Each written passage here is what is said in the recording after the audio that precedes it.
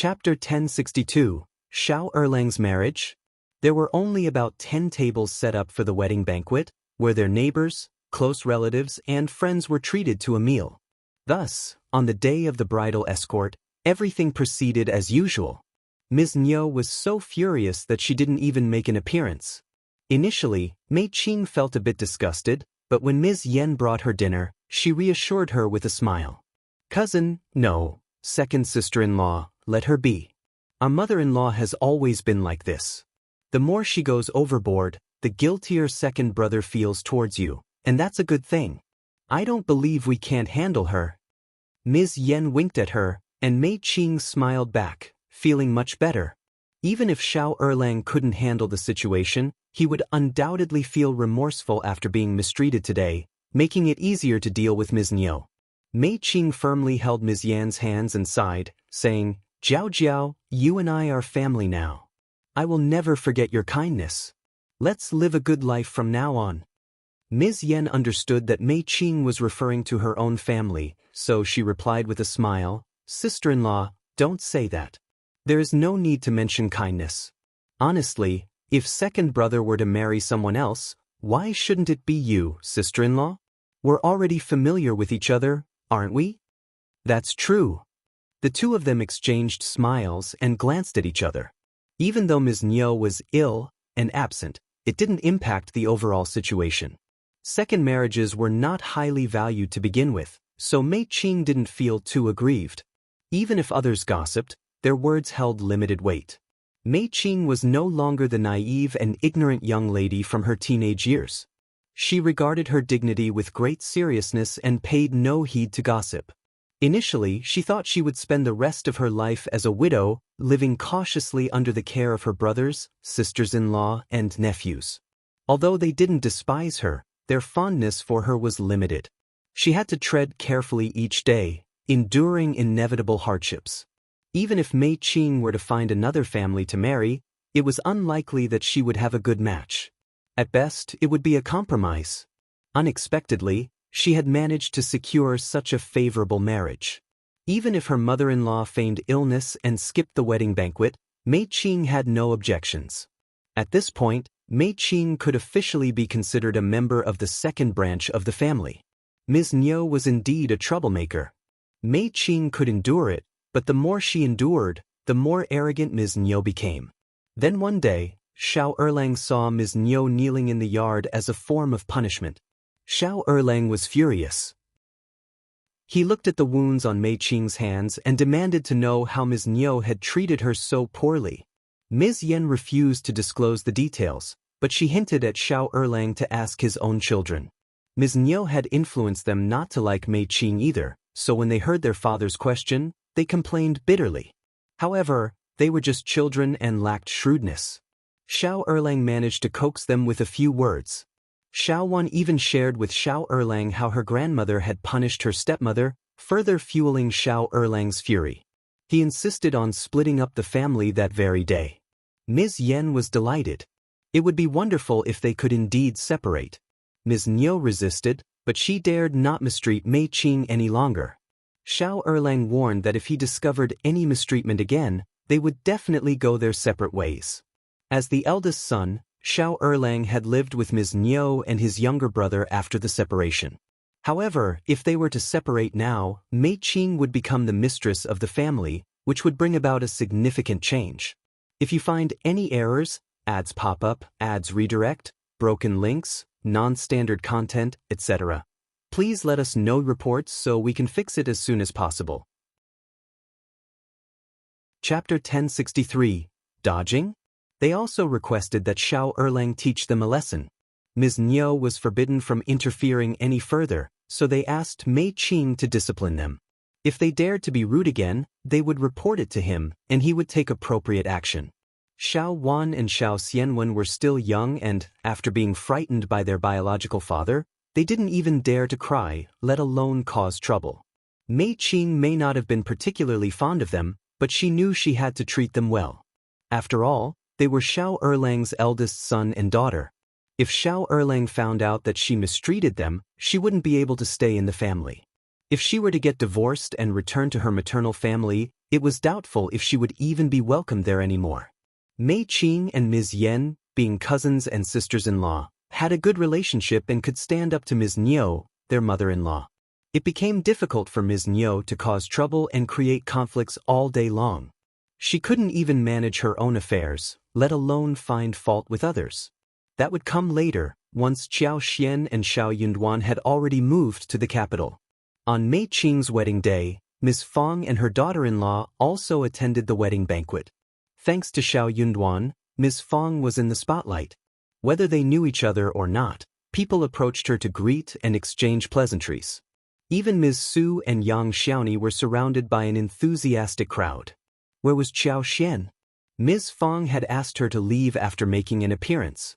If she were here, even more people would be vying for her attention. Qiao Xian was happy to step aside. As for Tao Tao, she didn't appear at all. As for the male guests, Shao Yunduan only approached them once they were seated. Although they were not close relatives, they were still from the same community, so it would have been inappropriate for them not to attend. Ms. Niu was too sick to attend, otherwise she would have been disgusted. But even if she felt disgusted, she couldn't drive away the first section of the family. It would be giving the second section of the family face by coming. If they didn't come, it would be even more embarrassing for the second section of the family in the future. Ms. Niu was right. One should never hit a smiling person. Ms. Fong agreed with a smile. As long as she came forward to greet them, she could chat with anyone, whether she knew them or not. As time went on, Ms. Fong started to feel annoyed, but she had to tolerate it. In her daily life, she had argued with the head of the family quite a bit. No one was allowed to be arrogant or look down on others, including her. Unexpectedly, as she spoke those words, some people felt that something was amiss, seeing that Ms. Fong was so amicable. Ms. Niu's cousin, Ms. Niu Sr., had been sitting next to Ms. Fong with a smile since she arrived. Somehow, upon hearing that Shao Yunduan had been appointed as an official in the capital, she said with a smile, "Old Master Primus is so far away from the capital, and it's not good to have no one from our place. Mr. Primus, don't forget the customs of your hometown."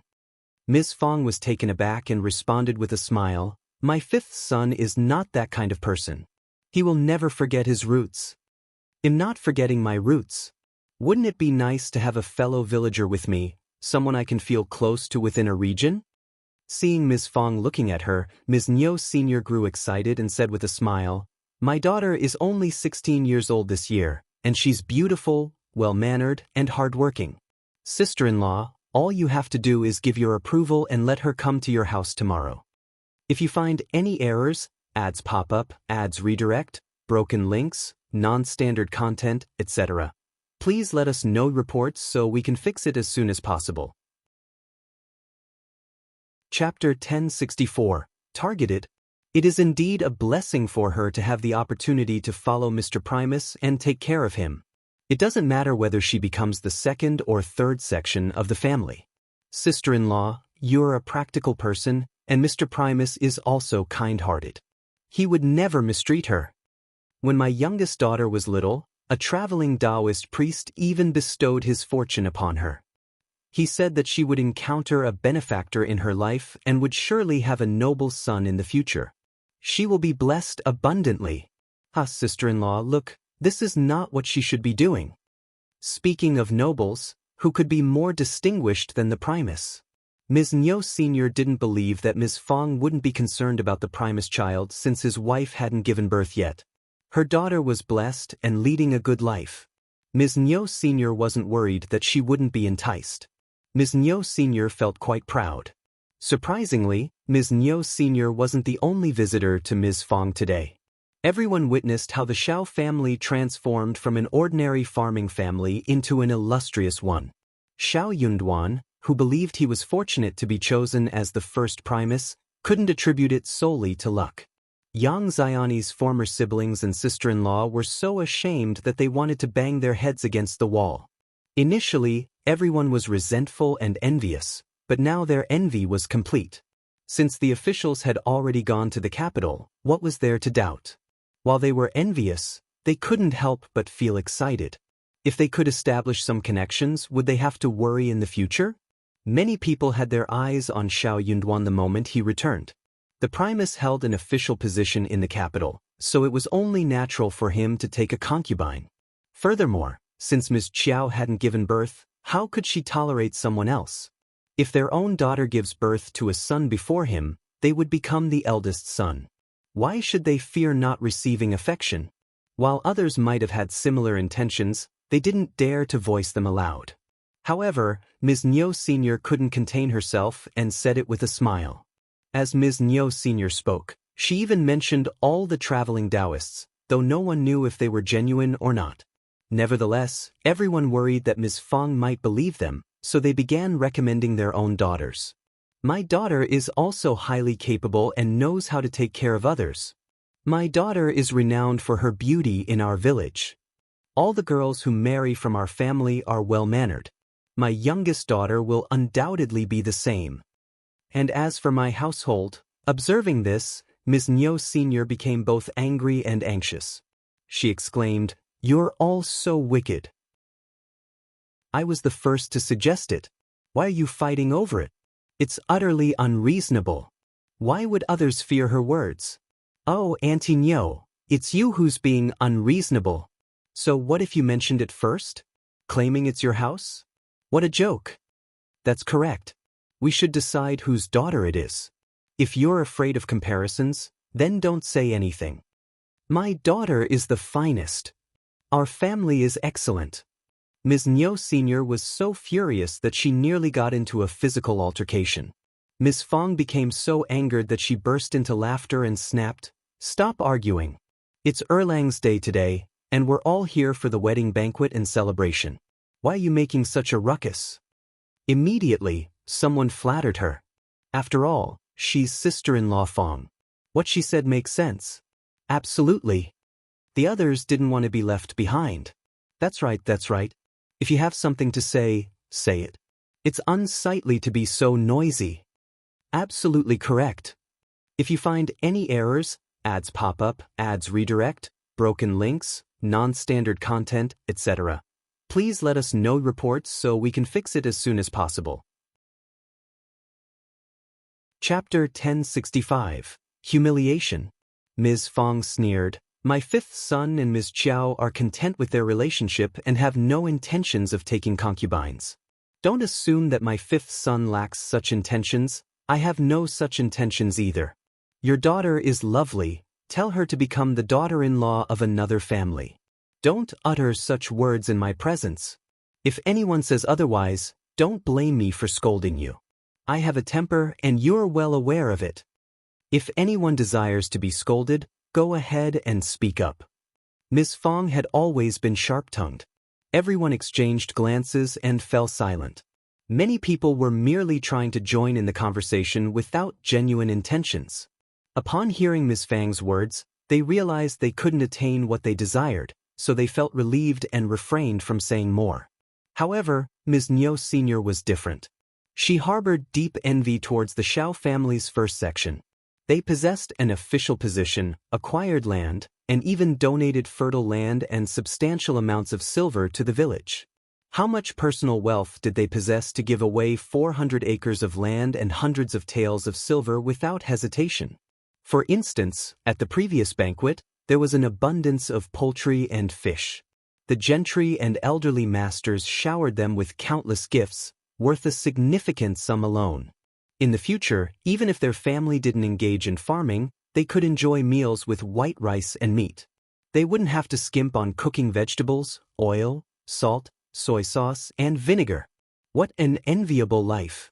Furthermore, at the banquet, her daughter had developed feelings for Shao Yunduan. Come to think of it, when the second section of the family celebrated their daughter-in-law's marriage, her family attended the wedding banquet as well. Her daughter and Shao Yunduan must have met on that occasion, which was even better. They were acquainted with each other.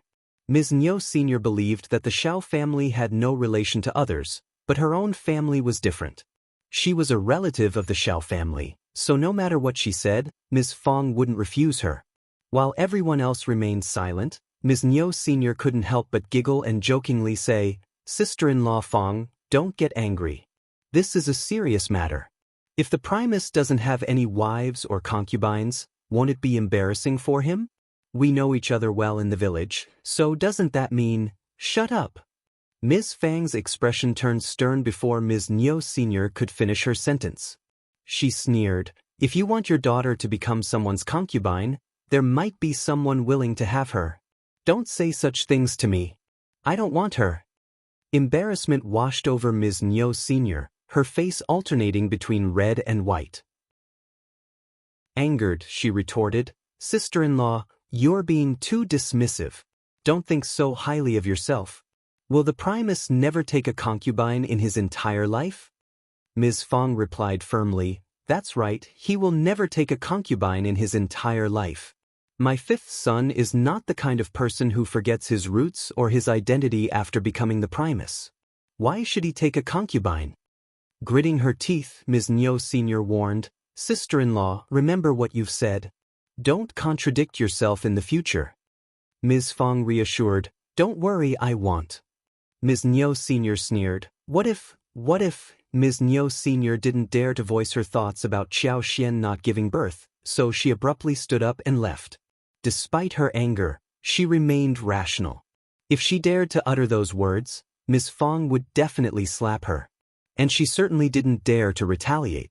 Ms. Fang cast a disdainful glance at her departing figure. What nonsense! If you find any errors, ads pop up, ads redirect, broken links, non-standard content, etc., please let us know reports so we can fix it as soon as possible. Chapter 1066, Rejection. Ms. Yen happened to come over and greeted her with a smile. Everyone let out a sigh of relief and forgot about the matter. Ms. Niu Sr. was humiliated in front of everyone, so who would dare to talk about it? They didn't even dare to do so anymore. But some people did not give up and went to Ms. Fang in private to boast about their daughter, saying that they could bring their daughter to show Ms. Fang, so it was fine if Ms. Fang was not satisfied. Ms. Fang turned them all down. She did not have such thoughts at all. Why was she looking at his daughter? How wicked! Shao Yunduan had told her in detail that although he was an official in the capital, he was just a minor official. A minor official like him had at least 1,000 people in the capital, so it was nothing. She was even less arrogant. It was still too early for her son to go further in the future. Qiao Xian knew about it too, so she took Shao Yunduan's hand and sobbed. Do you think I didn't give birth to a son or a daughter for you? Look, so many people feel that you've suffered and are rushing to give you a new wife. Shao Yunduan was caught between laughter and tears as he comforted her with his arms around her. We don't care about anyone else, but you can care about me. I don't know how to do that. Besides, we have only been married for a short time, so we don't have any children yet. Don't let one's imagination run wild. Qiao Xian got teary-eyed and grabbed the chink in one's armor. What if we have been married for 2 or 3 years and have no children? Then you are going to take concubines and make me angry? No. Of course not. I think that's what you meant earlier. Absolutely not. Shao Yunduan kissed her face, lips, eyebrows, and refused to let go. You are my wife, so of course I only want you. What if we don't have any children in the future? Don't talk nonsense. Shao Yunduan covered her mouth. There will not be any. Qiao Xian was not convinced. What if? There's no what if. Bah. Qiao Xian was not convinced. That was not something that could be controlled by human power. The more Qiao Xian thought about it, the more confused she became. She was pretending to cry, but she actually ended up squeezing out a few tears. Shao Yunduan was caught between laughter and tears. What if? But, no buts. If, there's no if. Could it be that you think I'm not working hard enough? Why don't I work harder from today onwards? I didn't mean that. I think you are. You're being unreasonable. Shao Yunduan's heart softened as he gazed at her. He tenderly kissed her soft hair and spoke with a gentle smile. All right, let's just assume that I've been unreasonable and you're no longer angry, okay? Qiao Xian pursed her lips, realizing that it wouldn't be productive to dwell on negative thoughts. She wasn't ill or in any immediate danger, so why worry about the unlikely possibility of not having a child? It was important not to get stuck in a dead-end mentality. Determined, she grabbed the front of his shirt, looking at him with a mix of affection and determination. You promised not to take a concubine. I won't be swayed by any reasoning. If you can't keep that promise, I won't stay. She meant it. She was prepared to end their relationship if necessary. Shao Yunduan felt a sense of relief and nodded without hesitation. I understand. He truly did understand. He didn't dare to provoke her further. Qiao Xian's face lit up with a smile. However, Shao Yunduan sensed that he needed to address Qiao Xian's concerns about the future. He wanted to help her let go of her worries about the what-ifs. And so, he decided to put extra effort into their physical intimacy, hoping to prove to Qiao Xian that her fears were unfounded. He wanted to show her that there was no reason for her to worry about the what-if scenarios she imagined. If you find any errors, ads pop up, ads redirect, broken links, non-standard content, etc., please let us know reports so we can fix it as soon as possible. Chapter 1067. Leaving Home. Qiao Xian fought back tears, struggling with conflicting emotions and contemplating self-sabotage. The joyful days they had spent together seemed to have vanished in an instant, and now it was time for Qiao Xian and Shao Yunduan to return to the capital. Despite Ms. Fang's reluctance, she had to bid them farewell with a forced smile. Qiao Xian assured Shao Yunduan that she would return before the new year, bringing some relief to her family. However, he wouldn't be able to come back for the time being. This reassured them. Under the cover of dawn, Shao Yunduan and Qiao Xian left Shaoding village. They avoided the land officer and the elders, as neither of them desired such a heartbreaking scene. After exchanging pleasantries with County Magistrate Yu in the county city, they continued their journey to the provincial capital accompanied by the original honor guard. As the sun set, they entered the city. The honor guard settled in the local post house, while Qiao Xian and Shao Yunduan made their way to the Yuezheng family residence. First Madam greeted them with joy. She had already arranged for the yard to be cleaned, allowing them to move in immediately. Yuezheng Shao smiled and said, "The fruit saplings were just brought back 2 days ago, so I anticipated that you would arrive in the next couple of days. The seedlings are stored in the cellar, and someone waters their roots every morning. I'm skeptical. Can they really be successfully planted?" Yuezheng Shao had his doubts. Qiao Xian half-truthfully smiled at him and replied, "Of course. To be honest, after numerous experiments, I've developed something that aids in crop growth. However, the process is quite complex. I read about the delectable southern fruits in books, so I prepared in advance. Now I can finally put them to use. I'm confident they'll work well with dragon fruits and papayas, but am uncertain about the longan fruits, lychees, mangoes, and so on. If they prove to be effective, we'll have a bountiful harvest of fruits next year. I guarantee they'll be highly sought after in this region." Qiao Xian anticipated that people would take notice if she successfully grew plants that were seemingly impossible to cultivate. She had been pondering how to explain her methods. Nevertheless, that was all she would reveal. If someone of high status pressured her into divulging the prescription, she would comply. However, she couldn't guarantee their success. There were no certainties in such matters.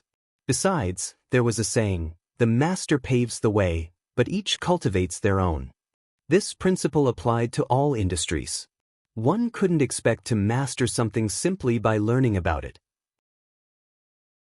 If it were that easy, scholars would effortlessly pass the intermediate exams, which was far from reality. Yuezheng Shao didn't doubt Qiao Xian's words, sharing the same mindset. He smiled and said, "Sister-in-law has never failed before, and she won't fail this time. I can't wait to taste the lychees and longan next year." They both laughed as they spoke. The following day, Shao Yunduan sent letters to the Sigh family, the magistrate, and a few local scholars. He then accompanied Qiao Xian to the mountainside to observe the tree planting process. Yuezheng Shao and Xie Jingrong joined them to witness the spectacle. The shipment included 5 types of fruit trees: longan, lychee, mango, grapefruit, and citrus, each with several different varieties. They followed Qiao Xian's meticulous plan and planted everything accordingly. Additionally, there were other fruits like egg fruits, pineapple honey, passion fruits, and mountain bamboo. If you find any errors, ads pop up, ads redirect, broken links, non-standard content, etc., please let us know reports so we can fix it as soon as possible.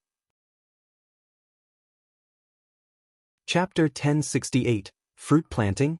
There were even wampis and Japanese raisin trees among the assortment. Shao's men demonstrated great professionalism. Not only were the trees planted on the mountainside, but Qiao Xian's space was also utilized. Due to the limited time, they hired numerous workers to assist with planting the fruit saplings this time. Their goal was to complete the planting within 3 days. Observing that the dragon fruits and papayas were ripe, Qiao Xian harvested some and shared them with the Sigh family, the magistrate, and First Madam. They tasted the fruits in a nonchalant manner, appreciating their flavors with casual indifference. The flesh of the fire dragon fruit was thick, sweet, and juicy. The papaya flesh was vibrant, plump, soft, and sweet. These were rare and precious fruits, ensuring that they could be sold at a good price without any concerns. Moreover, these two fruits were excellent ingredients for fruit tea and dessert beverages.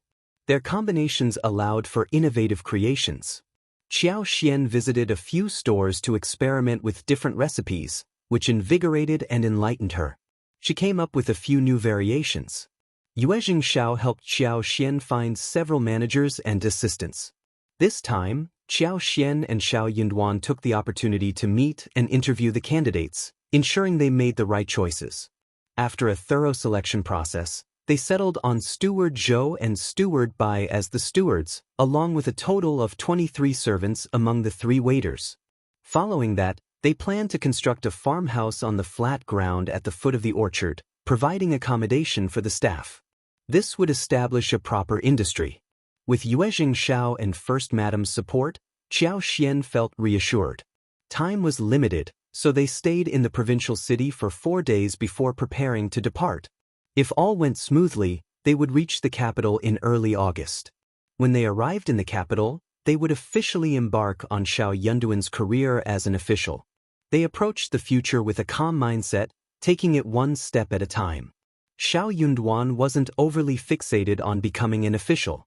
While it would be ideal if he succeeded, he was also prepared to accept a different path if necessary. Throughout the journey, they mostly admired the scenery along the way, occasionally discussing their plans. During their overnight stays, they found time to explore and savor the local delicacies. Their journey back to the capital was remarkably smooth. They arrived in the bustling city on the 2nd day of August. The streets were filled with people, and a festive atmosphere permeated the air. The shops showcased revolving doors, hanging musical chairs, and colorful decorations, creating a vibrant and beautiful scene. Mooncakes were in abundance, and shop assistants loudly called out to attract customers. Before entering the city, Qiao Xian distributed red packets to the honor guards, who expressed heartfelt gratitude and bid them farewell courteously. Qiao Xian, Shao Yunduan, Songshi, Li Xia, and Li Qiao returned to their mansion. As they opened the door and stepped inside, Qiao Xian and Shao Yunduan exchanged smiles. They were back, and they couldn't help but wonder how they would feel when they had to leave the capital again. Regardless, they still looked forward to the future. Since everything had been organized before they left, the furniture was covered with dust covers. Although they were a bit late, they opened the windows to let fresh air in, removed the dust covers, and retrieved the bedrolls from the cabinet, laying them out. The few of them swiftly tidied up the house. Tomorrow, they would take their time to thoroughly clean and organize their home. If you find any errors, ads pop up, ads redirect, broken links, non-standard content, etc., please let us know reports so we can fix it as soon as possible. Chapter 1069, Returning to the Capital. Qiao Xian took some time to inspect the potatoes in the backyard. They had grown remarkably well, appearing vibrant, strong, and lush. It was evident that many small potatoes had developed beneath the soil. Qiao Xian utilized her abilities to enhance their growth, ensuring they thrived better and remained healthier. She had also brought tomato seeds from home, which could be planted next year, although it was a bit late for this season. In addition to potatoes and tomatoes, there were cantaloupes, passion fruits, melons, figs, and more that could be planted in the backyard. The night was calm and peaceful. The following morning, Yunduan went to report at Hanlin Academy. Meanwhile, Qiao, Li Xia, and Li Qiao cleaned up the yard and the house before venturing out to buy essential household items such as oil, salt, soy sauce, vinegar, firewood, grains, fruits, and vegetables. They even purchased mooncakes and sweet osmanthus wine, preparing for the upcoming holidays. In her spare moments, Qiao found herself pondering about the Qiao family. Her despicable father and Madame Qiao must have returned to the capital, and her father was likely aware of the conflicts between her, Shao Yunduan, and the Qiao family. However, he wouldn't let them off so easily. Now, she would wait and see what he would do. When Shao Yunduan arrived at Hanlin Academy, Qiao Hongxi was already aware of it. Having learned his lesson, Qiao Hongxi had become more cautious. He didn't even dare to meet Shao Yunduan privately, fearing that he would demand an even higher price of 4,000 liang. He refrained from spreading rumors about Qiao and Shao Yunduan within Hanlin Academy. He had learned the consequences of shooting oneself in the foot. It wouldn't be an exaggeration to say that he was like a startled bird, frightened by the sound of a bowstring. When Shao Yunduan returned home in the afternoon, Qiao greeted him with a smile. They engaged in conversation for a while, and as Qiao began cooking, Shao Yunduan followed her into the kitchen. The meal they prepared for themselves was simple yet satisfying. They had an abundance of lentils, hairy beans, eggplants, winter melons, loofah, cabbage, and white rice. The vegetables were fresh, and even in the capital, the prices for new produce were quite affordable. The capital differed from other places in terms of its livestock supply. Cows and sheep were regularly transported from the northwest, ensuring a constant availability of beef and mutton, although at a higher price. Nevertheless, they could still indulge in these meats. Qiao sliced the beef and stir-fried it with shredded vegetables, creating a delicious and savory dish. She also prepared a dish where minced meat was stuffed between 2 winter melon slices and steamed, resulting in a light and flavorful treat. Other dishes included stir-fried cabbage with garlic, stir-fried minced meat with beans, and a refreshing loofah soup. The homemade dishes created a calm and cozy atmosphere. After having dinner together, they ventured out to shop once again. The location of their new home was ideal. It was surrounded by lively department stores and night markets, with a nearby lake that made it perfect for an after-dinner stroll. As they walked leisurely, their demeanor naturally shifted. Being husband and wife, their actions subconsciously became more intimate, although they made sure not to draw excessive attention to themselves during the night. A vendor caught their attention with a basket of carnations and sweet osmanthus branches, emitting a captivating fragrance. Qiao couldn't resist and bought a few to bring home. Shao Yunduan held the bouquet for her, examining it closely. He plucked the best pink carnation and delicately placed it on her sideburns. The beautiful flowers complimented her, making her appear even more adorable. Qiao raised her hands and smiled, feeling a lightness in her steps. She looked at Shao Yunduan and sensed a newfound buoyancy within herself. The following morning, when Qiao woke up, it was already late in the morning. Shao Yunduan had already left for his duties at Hanlin Academy. Feeling a sense of tranquility and lacking any disturbances, Qiao smiled, rolled up the blanket, and decided to return to sleep, acknowledging the need to rest her weakened body. If you find any errors, ads pop up, ads redirect, broken links, non-standard content, etc., please let us know reports so we can fix it as soon as possible. Chapter 1070, Daily Life. Qiao slowly awakened, realizing it was already close to noon. Li Qiao and Li Xia efficiently managed the household chores and even took care of purchasing vegetables.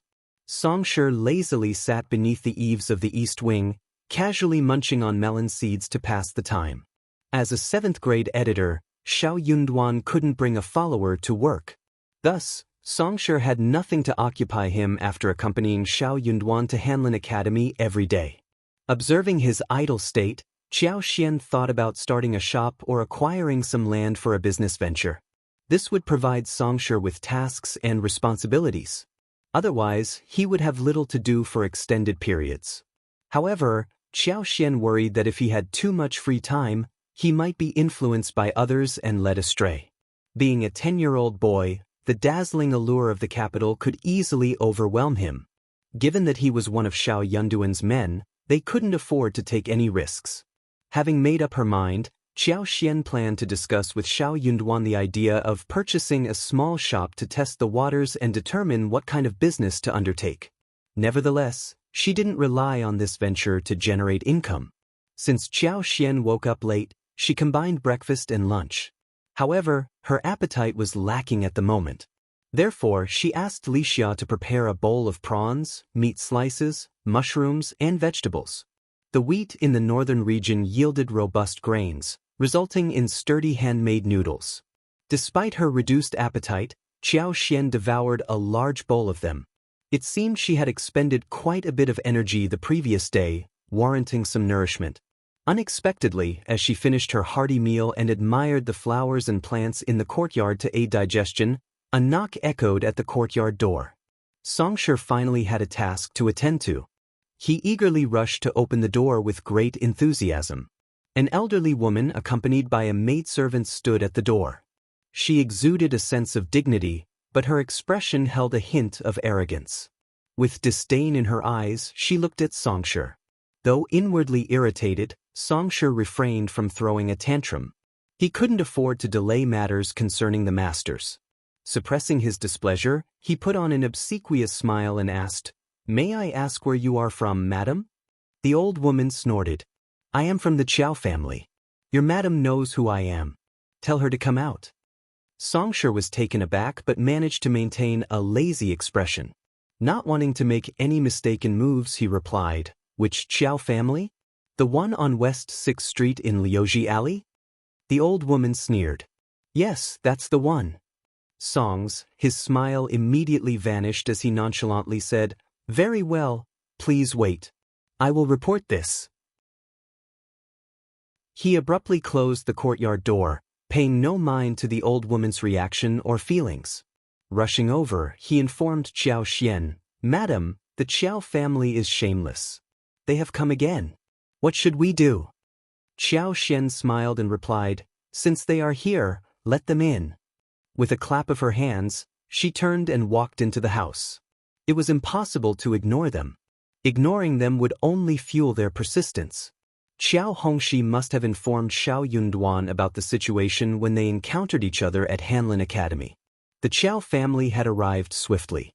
Although Songsher had agreed to let them in, he had no intention of disregarding the old woman. He proceeded to open the door. The sudden closure of the door startled the old woman. When she saw Songsher, she glared at him and coldly demanded, "Where is our second miss? The old master and madam specially sent me to convey their message. Yet, second miss displays such an attitude? Does she no longer value filial piety or fifth master Shao? If you find any errors, ads pop up, ads redirect, broken links, non-standard content, etc., please let us know reports so we can fix it as soon as possible." Chapter 1071. What second miss? Songsher felt a surge of anger upon hearing the old woman's words. He sneered and retorted, "Second miss? Who is your second miss? Are you sure you haven't mistaken the address?" The old woman stared at him unwaveringly for a moment before a smile crept onto her face, erasing her arrogant demeanor. "Our second miss bears the surname Qiao and goes by the name Xian. She is your madam. You're such a bother. Hurry up and let me in." This old woman was none other than Auntie Ling, known for her shrewdness. Moreover, she had been testing Qiao Xian just now. Finally, she understood that the Qiao family hadn't been lying. Qiao Xian truly intended to sever ties with the Qiao family. Not even the old master or madam had the authority to do so. Auntie Ling couldn't help but feel a mix of sorrow and anger for her mistress. In truth, her mistress was deeply hurt. Upon hearing that Shao Yunduan had achieved a high position as the primus and was esteemed by the emperor, and that Qiao Xian had saved the peony flower entrusted by the Empress Dowager to the emperor, her condition worsened, and she lost her appetite for several days. How could she not harbor resentment? Of course, she resented her. When Qiao Xian's fiancé was poisoned, Madame Qiao couldn't bear to stand idly by and wanted to intervene. But now, Qiao Xian had achieved such remarkable success. What had Madame Qiao stirred up before? It would have been better if she hadn't stirred anything up at all. That would have meant granting Qiao Xian a bright future, and Madame Qiao was fortunate not to have choked on her own blood. Now, hearing that the main household had severed all ties with them, Madame Qiao couldn't even put on airs in front of Qiao Xian anymore. Auntie Ling had personally witnessed how Qiao Xian and the others managed to afford a decent house in the capital shortly after their arrival. Although it was small, it was well-maintained and situated in a good location, intensifying her distress even further. This second miss was truly flourishing. Not everyone could afford a house in the capital, even if one became an official. Auntie Ling had to admit that, with his meager official salary, Shao Yunduan wouldn't be able to afford a house in the capital for another 20 years. As Auntie Ling contemplated the rewards bestowed upon Qiao Xian and her husband by the palace, she couldn't fathom how a mere residence compared. The more she dwelled on it, the angrier she became. Her heart ached for Madame Qiao. Refusing to acknowledge that his mistress was the Qiao family's second miss, Songshi retorted bluntly, "If you're truly from the Qiao family, then you should know that they hold nothing but disdain for our madam and have already severed all ties with her. If you're here to find someone, go ahead. But don't speak of finding the Qiao family's second miss here. If you're looking for the second miss, I'm sorry to inform you that you've come to the wrong place. I cannot allow you to enter." Auntie Ling couldn't contain her frustration and sneered, "You won't let me in? Such audacity from a mere servant. Let the neighbors be the judge of your logic." If Songshi thought he could intimidate Auntie Ling, he clearly didn't know how long she had been by Qiao Xian and Shao Yunduan's side. With a smile, she added, "Very well, go ahead and raise your voice as loud as you can. I'll make sure my wife presents everyone with the evidence she has in black and white. Oh, and let me remind you that my wife doesn't tolerate injustice, and she just might report this to the Heavenly Mansion office to ensure they're aware of it. What do you think? If you find any errors, ads pop up, ads redirect, broken links, non-standard content, etc., please let us know reports so we can fix it as soon as possible." Chapter 1072. Keep it short? A complaint against my fifth master's filial piety was brought before the emperor by an imperial censor, but it was swiftly dismissed by the emperor. Were you aware of that? Songshi remarked. Auntie Ling was left speechless. She inwardly cursed the cunning girl and the sly servant. She didn't know where they found such crafty individuals. Auntie Ling dared not cause a scene. Shamelessness seemed to run in both her and the Qiao family. The Qiao family was undoubtedly at fault. Well, it couldn't be said that the entire Qiao family was at fault, but the members of the main household were simply unaware of the wickedness of Qiao Xian and Shao Yunduan.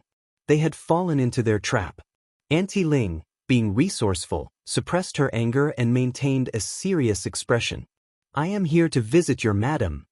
Songshi continued smiling. "Why didn't you say so earlier?" Auntie Ling, with Yuzan by her side, Auntie Ling entered, catching sight of Qiao Xian, who greeted them with a smile. They were all friends of Madame Qiao. This time, Auntie Ling didn't dare to take it too seriously. She bowed to Qiao Xian and Yuzan. "Greetings, second miss." Qiao Xian glanced at her and sneered, "Second miss? Who are you calling? If you're searching for the second miss, you've come to the wrong door. Songshi, please escort our guest out." Auntie Ling felt suffocated. It seemed that everyone in the Shao family shared the same temperament. "Greetings to Mrs. Shao." Qiao Xian responded curtly, "Very well. Why are you here? Get to the point." Since arriving at her own residence, Auntie Ling's mood had been disrupted. She no longer had the inclination for small talk. So, Auntie Ling spoke straightforwardly, "Mrs. Shao, you're aware of it, right? Third Master and Third Madam have returned to the capital, and what they did to you doesn't count. They are unaware of the truth and acting out of anger. Mrs. Shao, don't feel aggrieved. Third Master and Third Madam will provide you with an explanation." Mrs. Shao, please come back home with me. We are family, and there shouldn't be such distance between us. You are the biological daughter of Third Master, and it doesn't reflect well for him to disown his own daughter and parents. Mrs. Shao, are you not afraid of being looked down upon and tarnishing your son-in-law's reputation? Qiao Xian listened quietly and responded with a smile. This document bears the signatures of your Third Master's mother and 2 brothers. What's this? Your Third Master refuses to acknowledge it? That is unfilial. Don't be so shameless in front of me. I'm not falling for it. Don't you understand? If my husband hadn't achieved the position of intermediate primus and gained the Emperor's favor, if I hadn't made contributions and received rewards from the Emperor and the palace, would your Third Master and Third Madam have approached me for acknowledgement? Or would they have preferred to keep their distance, fearing that we would take advantage of them? When Qiao Xian pointed out the truth, Auntie Ling couldn't help but feel a sense of embarrassment. What Mrs. Shao said is what? Isn't it the truth? Qiao Xian's expression turned stern as she sneered. I'm extending you some courtesy, so why are you putting on airs in front of me? Go back and tell them that the slap I endured was not without consequences. Do they really want me to come back? Fine, I'll return and demand that Qiao Hongxi publicly apologize and have your old master's 2 brothers apologize to me as well. And resolve the matter with the Tian family for me too. Qiao Hongxi still owes us 4,000 liang, so tell him to pay up. If you find any errors, ads pop up, ads redirect, broken links, non-standard content, etc., please let us know reports so we can fix it as soon as possible. Chapter 1073, Guilty. Auntie Ling grew increasingly annoyed by Qiao Xian's words. Why are you doing this? Qiao Xian sneered. You've already done it, so why are you suddenly afraid of me? When did you become so timid? That's not like Madame Qiao. Auntie Ling was left even more speechless.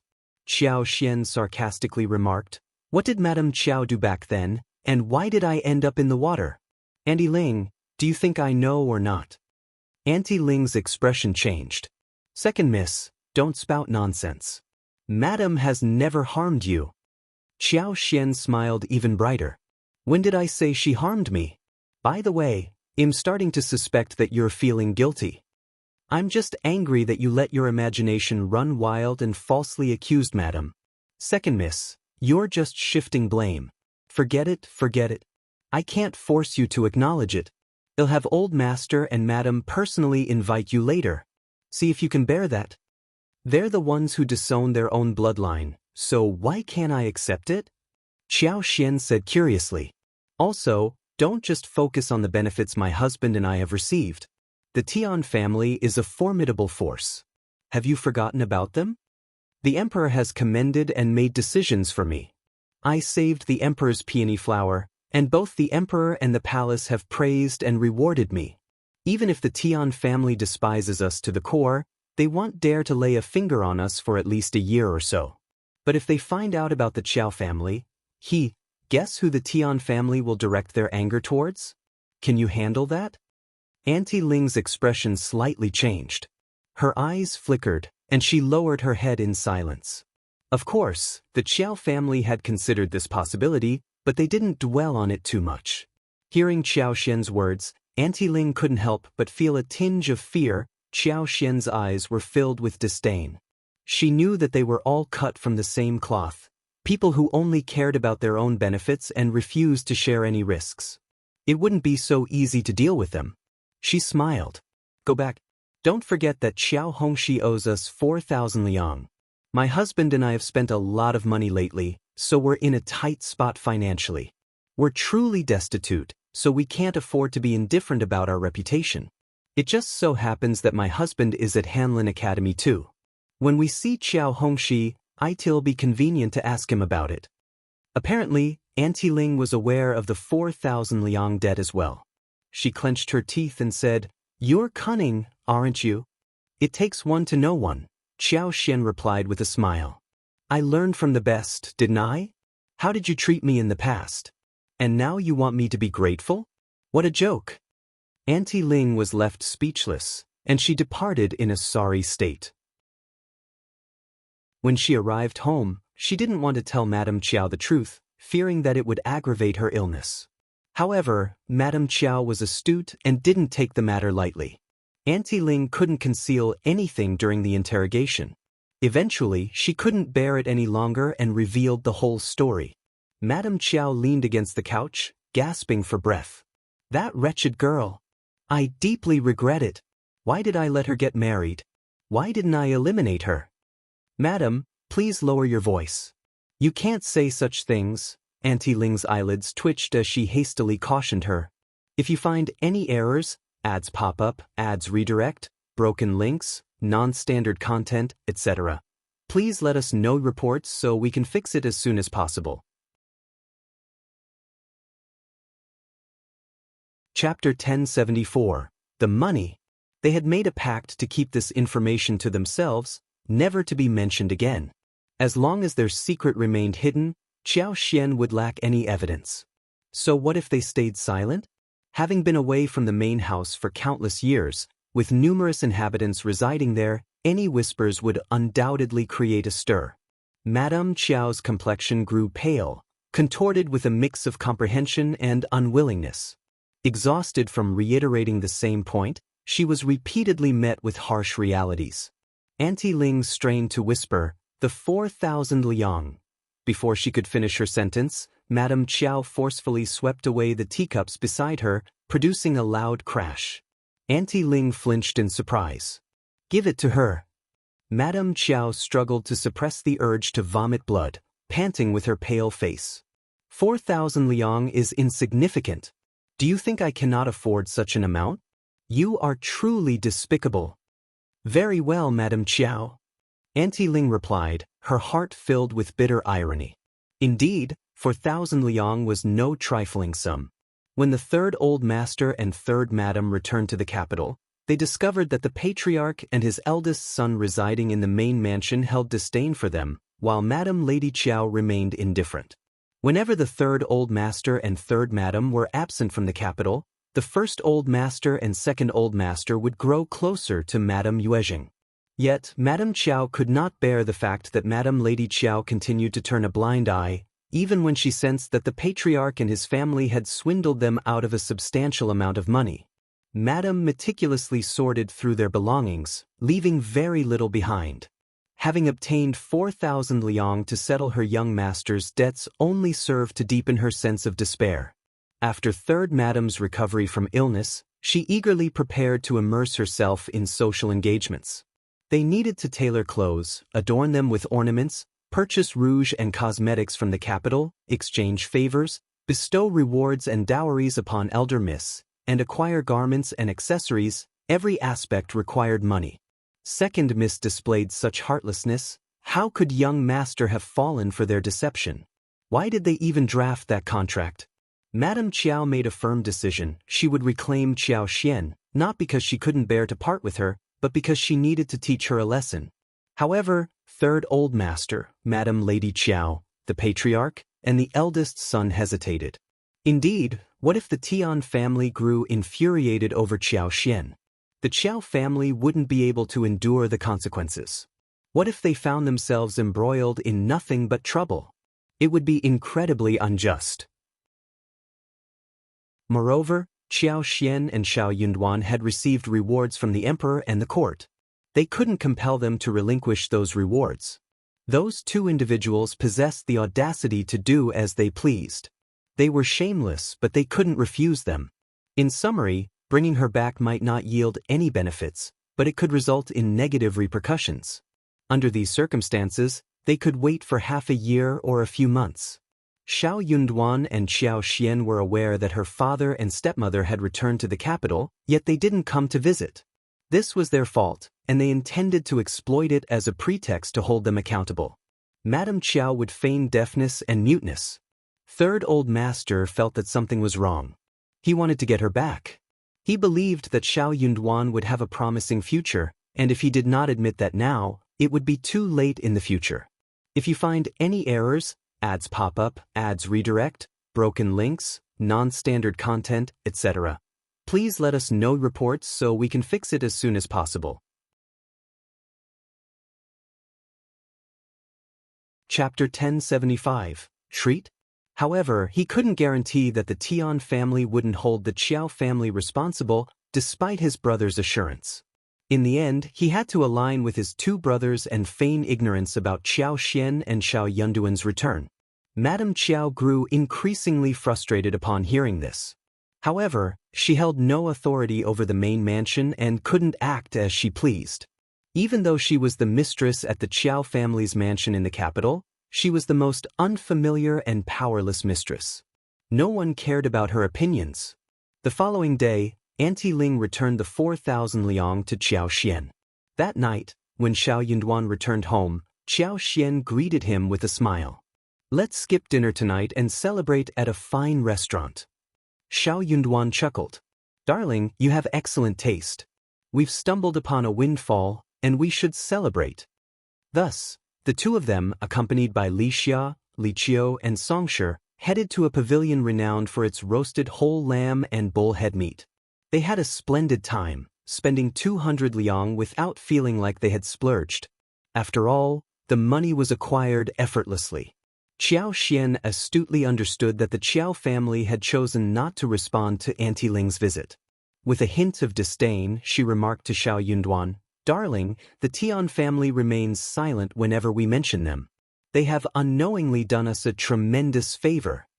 Shao Yunduan smiled, intentionally avoiding any mention of the Tian family.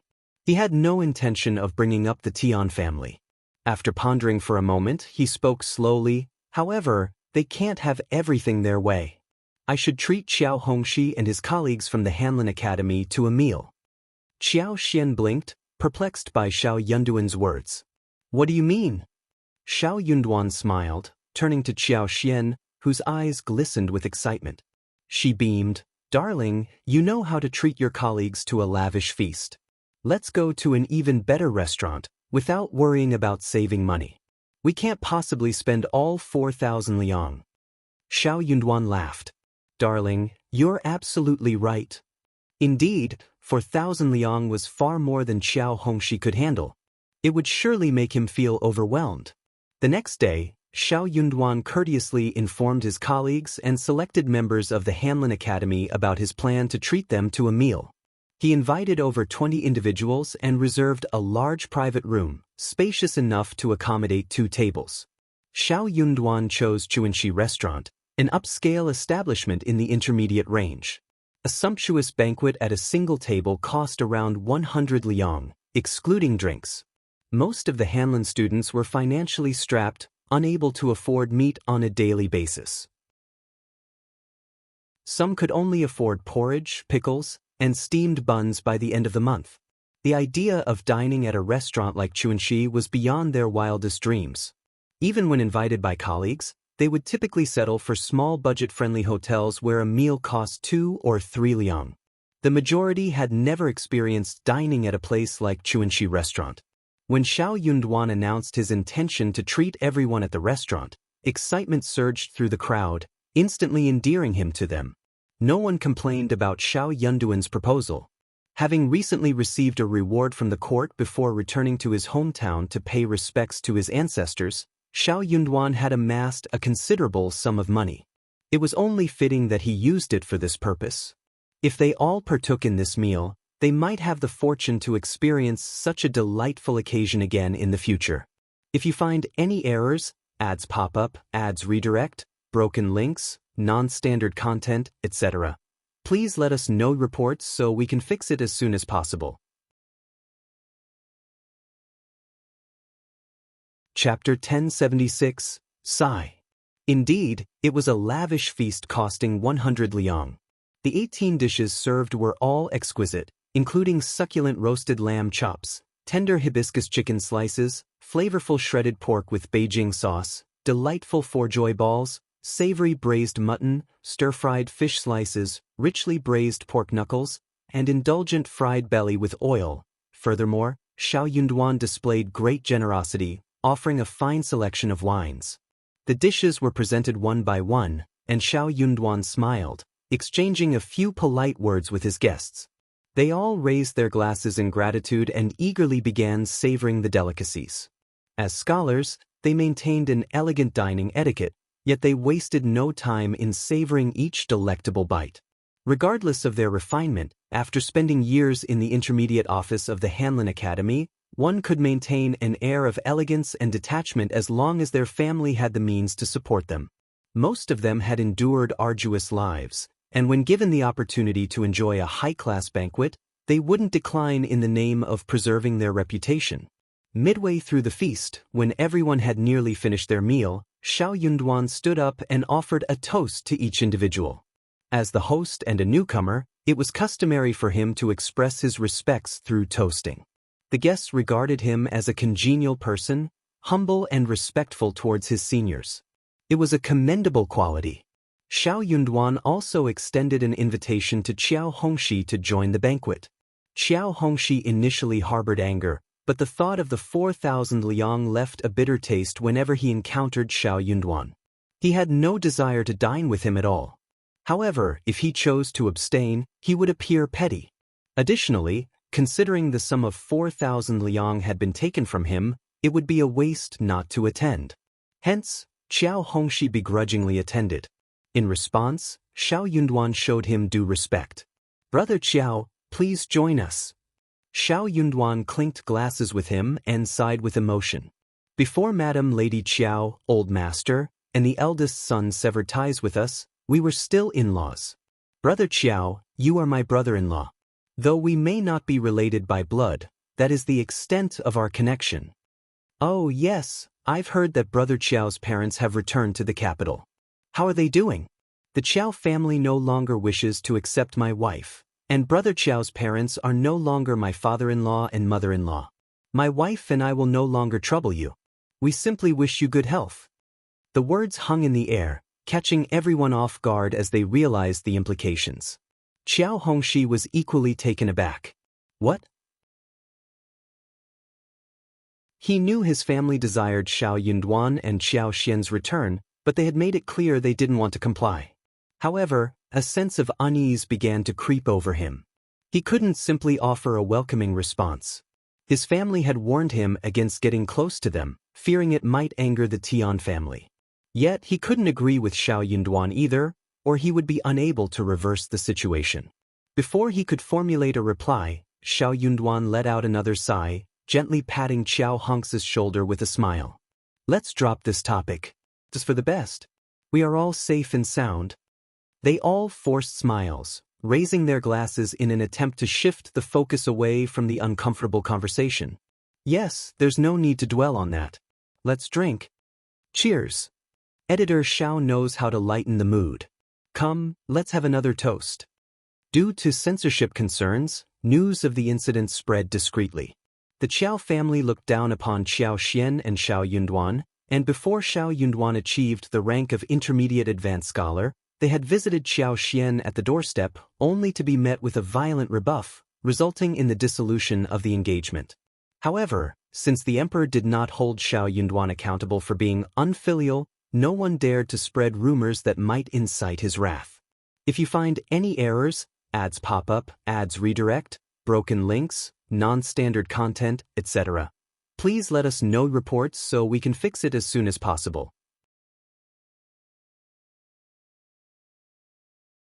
Chapter 1077, No Countering. And when Shao Yunduan broached the subject, a collective desire for reconciliation emerged. A successful resolution would make for a remarkable story as well. However, in the midst of Shao Yunduan's words, Qiao Hongxi remained silent, a stark indication of the Qiao family's attitude toward them. This made everyone hesitant to speak up. They couldn't fathom the Qiao family's irrational behavior. Shao Yunduan and Ms. Qiao had once been in the presence of the emperor, yet they were being treated in such a manner. Furthermore, third Old Master Qiao, being Ms. Qiao's own father, displayed a cold-hearted demeanor as well. Yes, the Qiao family must be afraid of the Tian family. That should be enough to settle the matter. It was all just a misunderstanding. The Tian family might suppress Shao Yunduan and prevent him from making further advancements, but that would be the extent of it. They wouldn't target the Qiao family over this. The Qiao family was overestimating themselves. They didn't even want their daughter and son-in-law merely due to their uncertainty. They weren't a particularly admirable family. Consequently, everyone's perception of Qiao Hongxi underwent a significant change. Finally comprehending the situation, Qiao Hongxi grew both angry and anxious. Once again, he found himself dumbfounded, feeling utterly helpless. Even if he realized that Shao Yunduan had ulterior motives behind treating him to a meal, he could also surmise that Shao Yunduan had hidden intentions in treating all the members of the Hanlin Academy. Shao Yunduan was setting him up. Yet, what could be done in such a predicament? He had to confer with his own family and make a decision. But even if he acted independently, it was already too late to say anything further. Qiao Hongxi felt an overwhelming sense of annoyance. They silently cursed the couple, convinced that they were being set up. Qiao Hongxi didn't need to ponder much to realize that Shao Yunduan's words had been overheard by everyone present. It was witnessed by all. Even if the Tian family didn't cause trouble for Shao Yunduan in the future, they would never be able to bring him back. Qiao Hongxi grew increasingly annoyed. The more he looked at Shao Yunduan, the more his annoyance intensified. He couldn't help but feel that they were all scheming against him, inwardly mocking him. But it wasn't their fault. If they were in the Qiao family's position, they might not have acted any differently. Feeling trapped in an uncomfortable situation, Qiao Hongxi concluded that he couldn't stay any longer. After a brief while, he excused himself, stating that he needed to leave. Shao Yunduan exchanged a few parting words and bid him farewell. Inside, Shao Yunduan chuckled. It was for the best that Qiao Hongxi departed. His departure indicated a sense of guilt.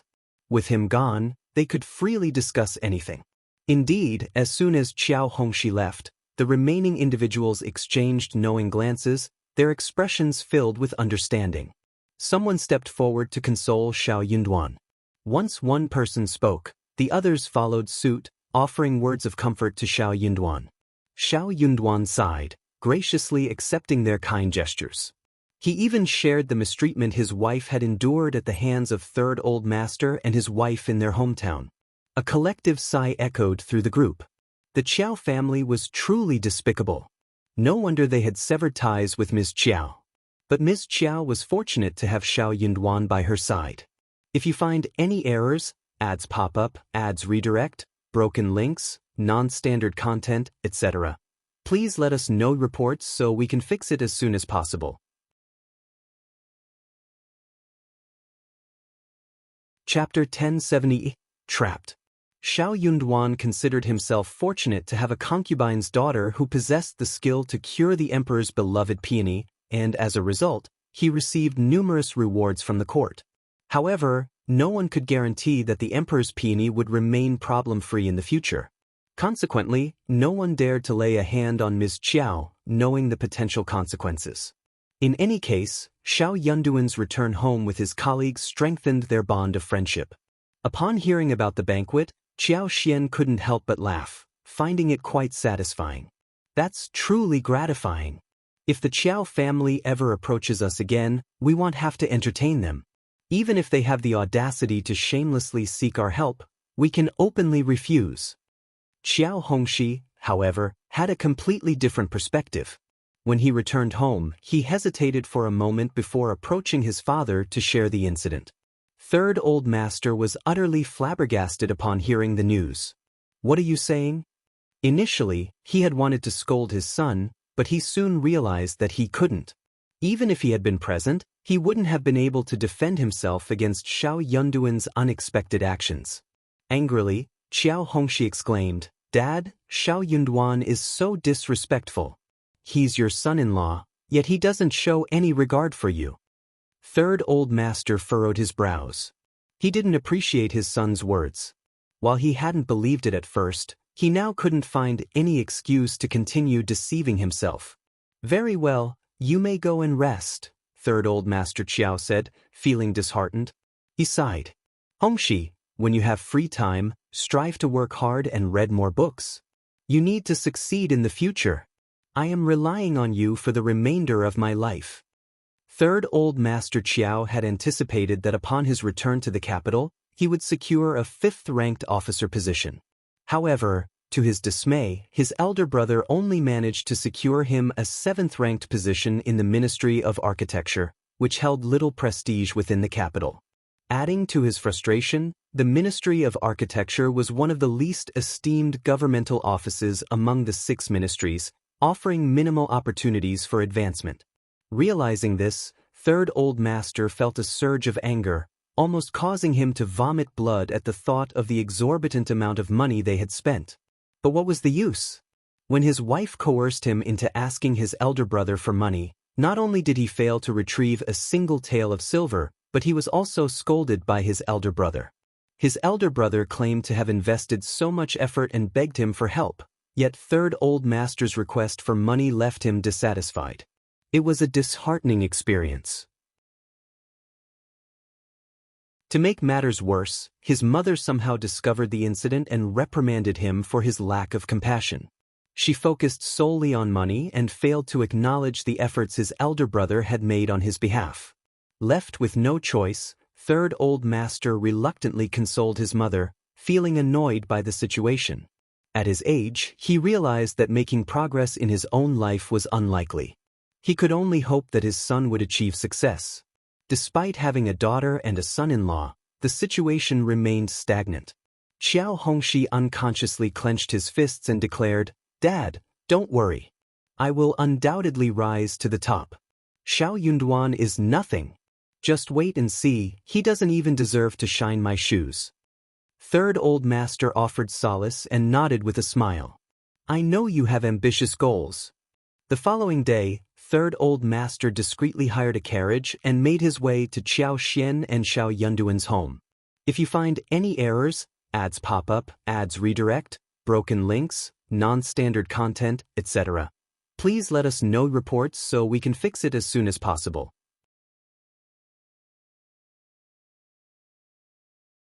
Chapter 1079. Third Old Master. The events of the previous night had left Third Old Master restless, unable to sleep well. He couldn't fathom being manipulated in such a manner, especially considering how highly he regarded Shao Yunduan as a son-in-law. He had invested significant efforts in supporting Shao Yunduan and was genuinely concerned about his future. Thus, he couldn't understand why Shao Yunduan had displayed such cold-heartedness. Determined to get to the bottom of the situation, Third Old Master felt a surge of annoyance as he made his way to Qiao Xian and Shao Yunduan's residence. However, he hesitated to approach them openly, fearing the repercussions from the Tian family.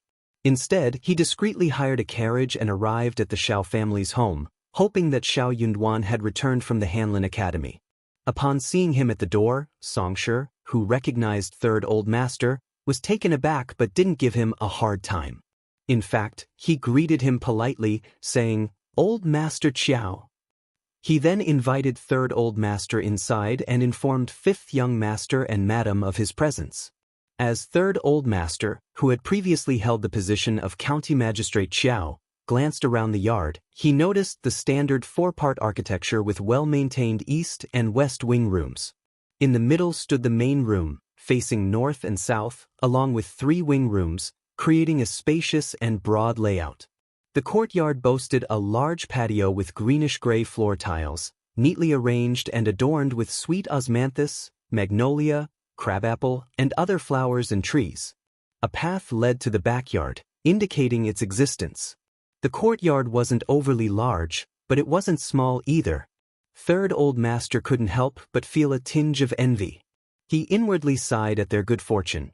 Qiao Xian and Shao Yunduan, newcomers to the capital, managed to afford such a house, an impressive feat deep down. Third Old Master also believed that Qiao Xian had provided them with the money to purchase the house.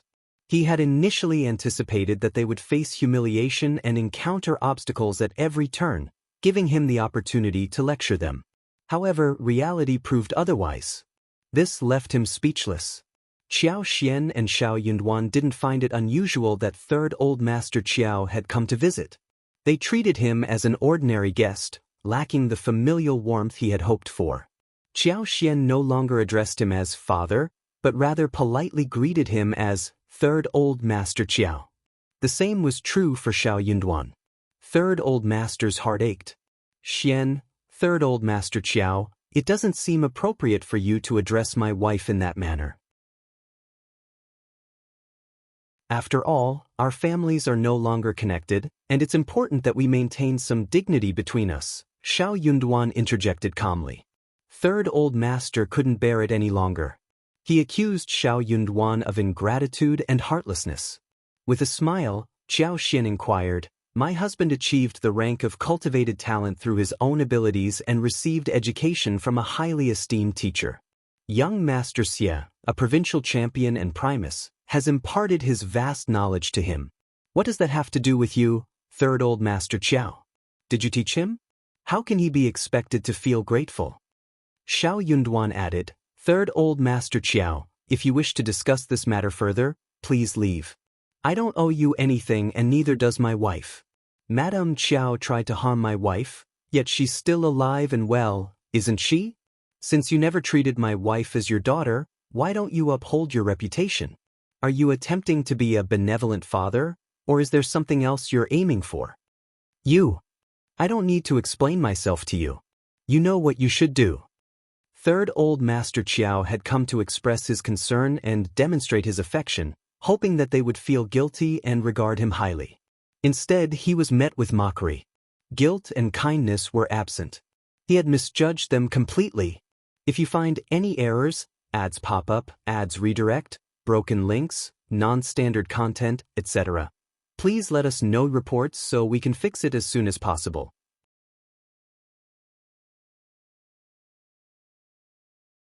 Chapter 1080, Contract? If you insist on being so obstinate, let's see if you can continue to reside in the capital. Don't overestimate yourself. The Emperor is a noble man who doesn't even remember you. He doesn't believe he needs to protect you. He'll see if the Tian family will forgive you. Third Old Master retorted, his frustration evident. Qiao Xian let out an emotional sigh, wishing she had a cell phone at that moment. Suddenly, she spoke up, "If we were to return to the Qiao family now, would you risk offending the Tian family for our sake?" Third Old Master stumbled over his words, unable to provide a satisfactory answer. Qiao Xian sneered, "No, you wouldn't, right? Then what are you doing here? How about writing a letter to sever our ties completely? That way, no matter what happens to the Tian family in the future, we won't hinder you in any way." In a hurry, Third Old Master left without saying another word. Qiao Xian felt a sense of triumph, thinking that she had come up with a brilliant idea. She considered including Third Old Master Qiao's name on the letter to make it perfect. She shared this idea with Shao Yunduan, who chuckled, finding his wife's imagination amusing. However, Qiao Xian remained dissatisfied. "It would be perfect. This way, the Qiao family will have no connection to us, and we won't have any hold over them either." She couldn't help but let out a sigh. Deep down, she knew it wouldn't be easy to get her father to put something in writing. The behavior of the Qiao family disgusted her. They were using her father as a means to ensure that the Tian family wouldn't hold a grudge against Shao Yunduan and that Shao Yunduan would be accepted into the Qiao family. However, they would never admit to it. Third Old Master had the audacity to assert confidently, "We are your family, and we're supporting you for your own good." It sickened her. Shao Yunduan nodded, "That's a good idea. I'll figure out a way to persuade Third Old Master Qiao to put it in writing." Qiao Xian was taken aback, finding it hard to believe. "Really?" Shao Yunduan smiled, reassuring her. "You won't know until you give it a try." Qiao Xian's eyes lit up with excitement. She nodded eagerly. "Darling, your ideas never disappoint. I'll be eagerly waiting." With a smile and seeking some encouragement and rewards, Shao Yunduan leaned closer and whispered something into Qiao Xian's ear, causing her to push him away playfully and run off. Shao Yunduan pondered over his plan and soon passed on the information to Qiao Hongxi. Although Qiao Hongxi wasn't sure if it was true, he hoped it was. However, when he attempted to mock Shao Yunduan, he was met with a sharp retort. Shocked and infuriated, he contemplated the situation for a while before deciding to seek his grandmother's counsel. Upon learning that the Tian family intended to cause trouble for Qiao Xian and Shao Yunduan, and that Shao Yunduan was shamelessly dragging the Qiao family down with him, considering that third old master Qiao wasn't his true father-in-law, Madam Lady Qiao grew increasingly annoyed. She repeatedly expressed her disapproval, labeling the couple as deceitful, shameless, and despicable. She believed that those hypocrites were oblivious to their own true nature. They had tricked everyone, leaving the Qiao family defenseless. Do they think they can use the Qiao family as a stepping stone? They're dreaming. The Qiao family isn't someone they can involve themselves with whenever they please. In that case, we should sever all ties completely. Madam Lady Qiao exclaimed, determined to sever any remaining connections. If you find any errors, ads pop up, ads redirect, broken links, non-standard content, etc., please let us know reports so we can fix it as soon as possible.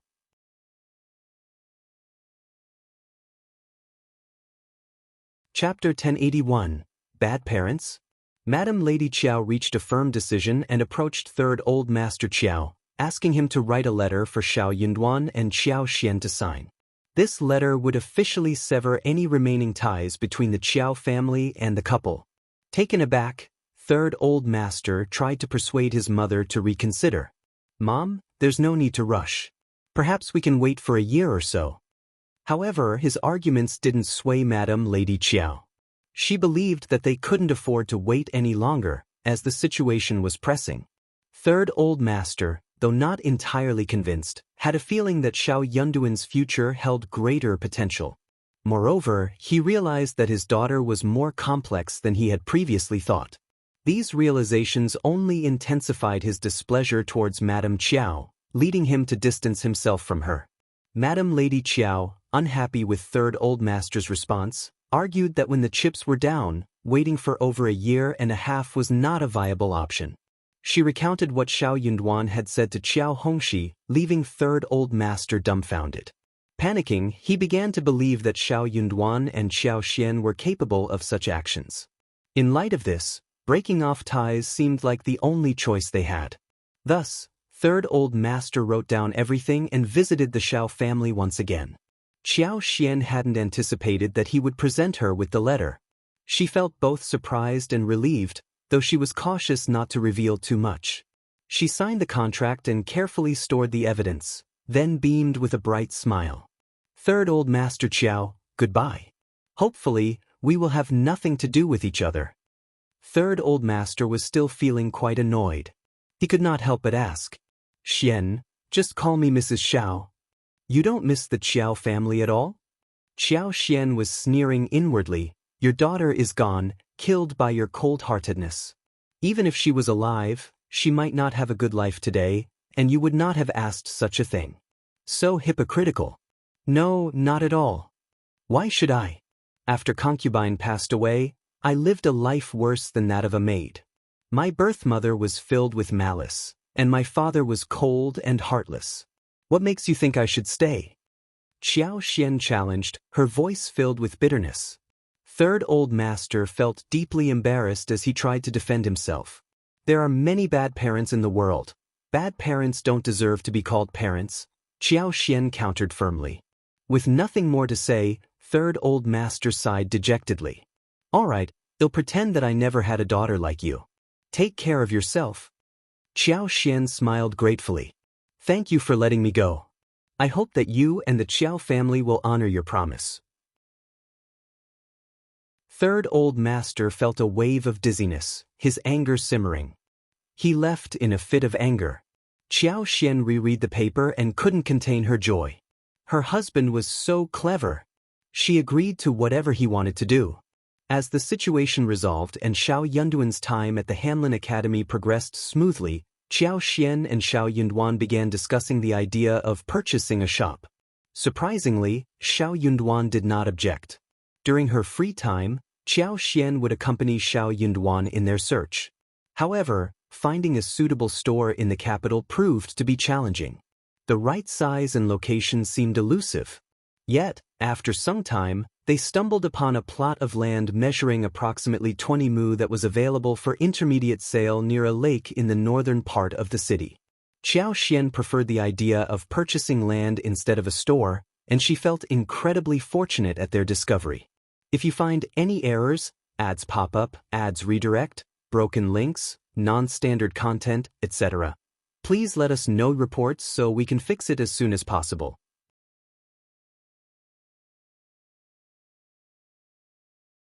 Chapter 1082, Land Buying. The plot of land measuring 20 mu was beyond the affordability of most large families. Even for ordinary families, it might be challenging to acquire. Naturally, there were others interested in purchasing the land, so Qiao Xian and Shao Yunduan knew they had to act swiftly. Without hesitation, Qiao Xian made the decision to buy the land. Land in the capital came at a high price.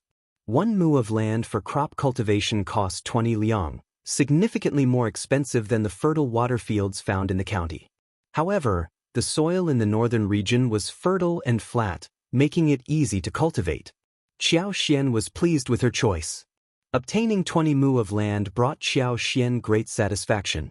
She playfully joked with Shao Yunduan that they now possessed both a house and land in the capital, envisioning themselves as the foundations of the imperial city in a few years' time. Qiao Xian planned to use the land to cultivate strawberries and potatoes, dedicating the remaining area to seasonal vegetables, watermelons, cantaloupes, melons, passion fruits, and other fruits, each planted annually. The aim was self-sufficiency, a goal that excited her. Before the onset of cold weather, Qiao Xian decided to prepare the land so it would be ready for planting in the spring. First and foremost, the entire area needed proper fencing.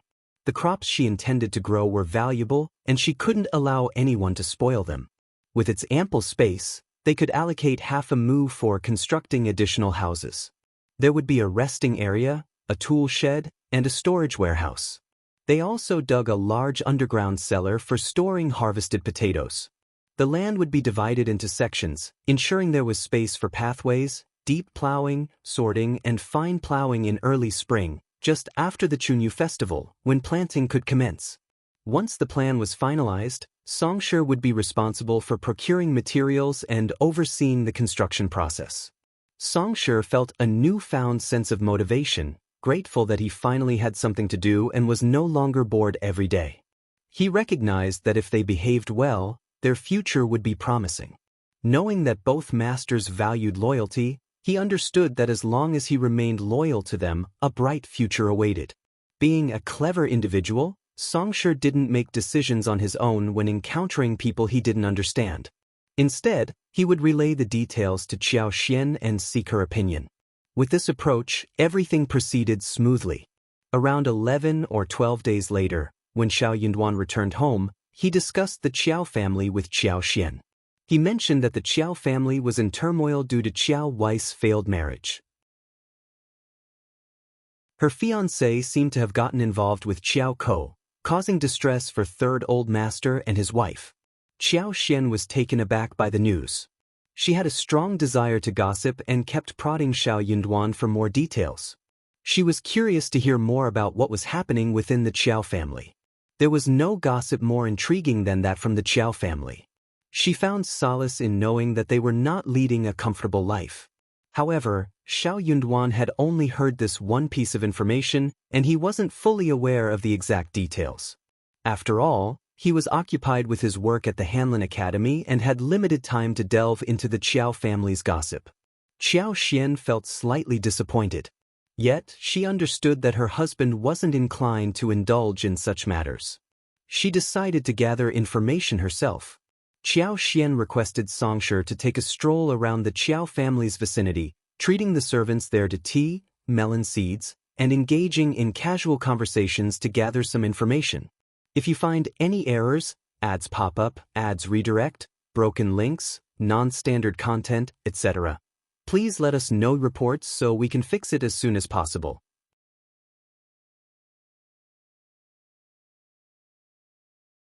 Chapter 1083, Shao at the Qiao family. Songshi, driven by his understanding of the situation, became deeply invested in gathering information. Having witnessed the animosity between his own masters and Madame Qiao, along with the Qiao family, he silently defended Qiao Xian. He believed it was worthwhile to purchase snacks and melon seeds to share with everyone, allowing them to enjoy the spectacle unfolding at the Qiao family's expense. The news didn't create much of a stir in the upper-class society of the capital. It circulated, but people treated it as a joke, sharing a laugh after dinner. Such incidents were rare but not unheard of in the capital, where gossip thrived, including many other bizarre tales. Moreover, the Qiao family no longer held a prominent position among the influential and affluent families of the capital, so they didn't garner much attention. Additionally, Qiao Wei's fiancé's family was also not of notable status, further diminishing the significance of the event. Nevertheless, news of the incident had already spread throughout the Qiao family, allowing Songshe to carry out his plans without difficulty. The situation was rather straightforward.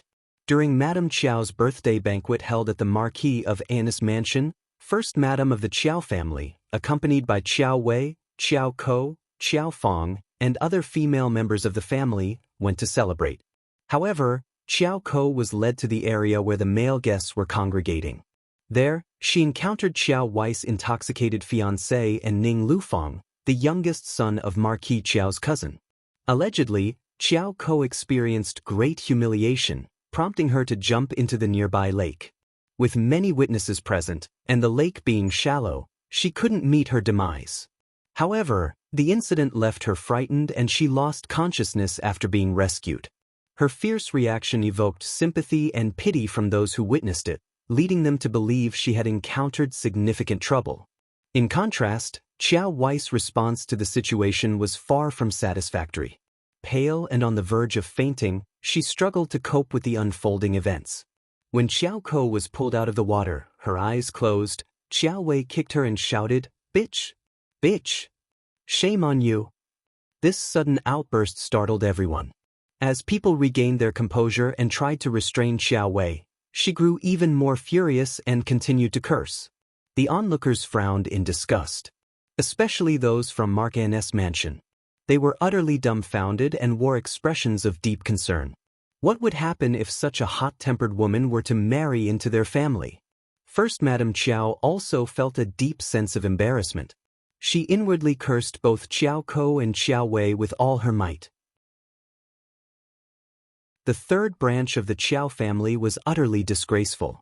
The concubine's daughter behaved this way, and now the lineal daughter was following suit. A true noble lady would never throw such a tantrum. Was she a noble lady or a shrew? Was such behavior necessary? Couldn't she have simply cried? All she needed to do was cover her face and run away, weeping loudly. She was the one who had been humiliated, not to mention the humiliation brought upon the Qiao family. How infuriating! Upon hearing about the incident, third Madame Qiao was overcome with shock. She fainted on the spot. When she eventually regained consciousness, tears streamed down her face. She was a person of great pride. In the past, she wouldn't have shed tears in front of Auntie Ling and others. However, now that things were going poorly, she no longer cared about her reputation. Her tears continued to flow, and she made no effort to wipe them away. Clenching her teeth, she turned to Auntie Ling and said, "Go and teach Qiao Ko and Concubine a lesson. Teach them a lesson. I want them dead."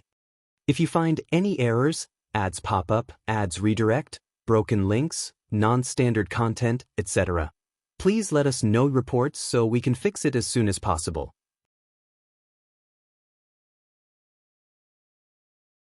Chapter 1084. Payment. Third Madam did not believe that the incident was a mere accident or a coincidence. She was convinced that it was all part of Qiao Ko's plan. That despicable Qiao Ko had orchestrated Qiao Wei's ruined marriage, and Third Madam refused to accept such an outcome. In truth, Third Madam wasn't entirely wrong, but her focus was misplaced. Qiao Ko wasn't the sole mastermind behind this accident. Qiao Ko and Qiao Wei's fiancé, Ning Lufeng, had conspired together.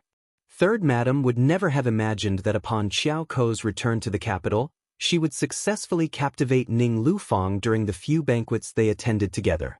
The two of them collaborated to devise this plan. Why did they choose this particular moment?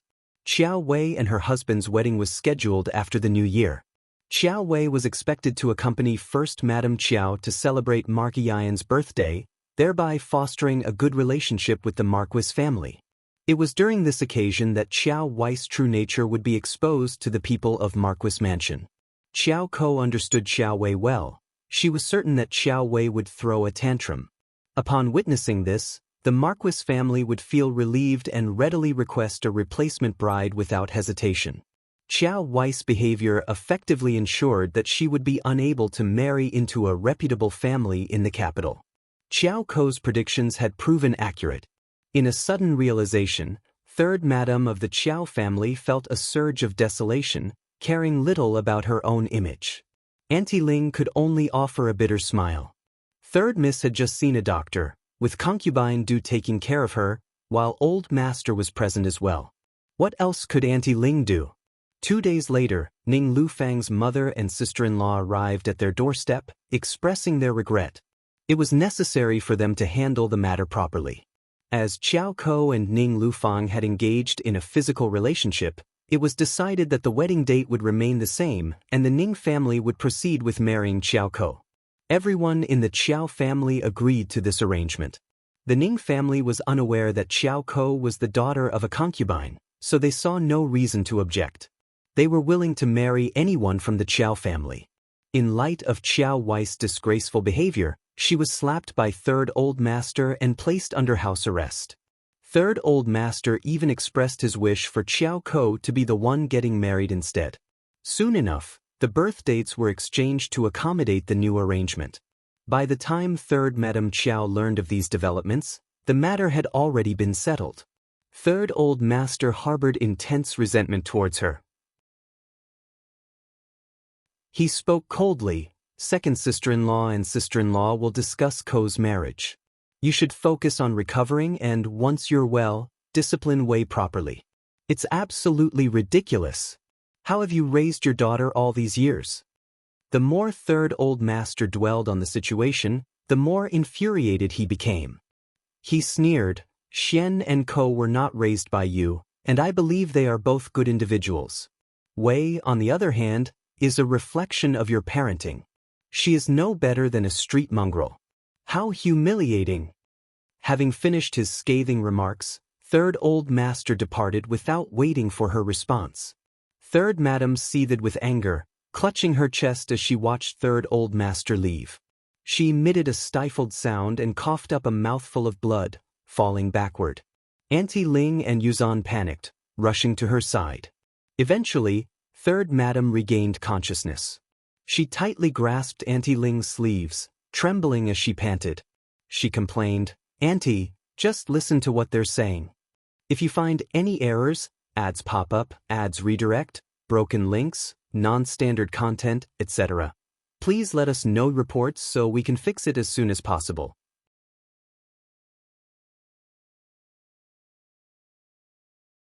Chapter 1085. Decision? It's all their fault. It's his fault. He used those women to provoke me and turn them against me. Why should I treat them kindly? But Third Madame cried out, her hands covering her face. Auntie Ling had dismissed Yuzan and the others, but she couldn't help feeling saddened. She wiped her eyes and said, Madam, we are women, and men can be quite unpredictable. You must gather yourself and think about what Elder Miss should do. Third Madame's face contorted with anger as she fiercely declared, I will never forgive that woman. She's delusional if she thinks she can marry young Master Ning. Old Master blames me for not raising my daughter well, but what about Concubine do? Is she doing a great job? How dare she steal her own sister's fiancé? Shameless. Auntie Ling hesitated before speaking, but Madame Qiao, the marriage has already been settled, so, and so what? Third Madame sneered. I am the birth mother, and I have a say in this marriage. I deeply regret it. How could I have allowed them to continue? I should have strangled them when they were young. No, I should have prevented their existence altogether. I deeply regret it, I deeply regret it. Third Madame was overwhelmed, her anger burning within her. She had regretted so many times before, yet with each passing instance, her regret only grew stronger.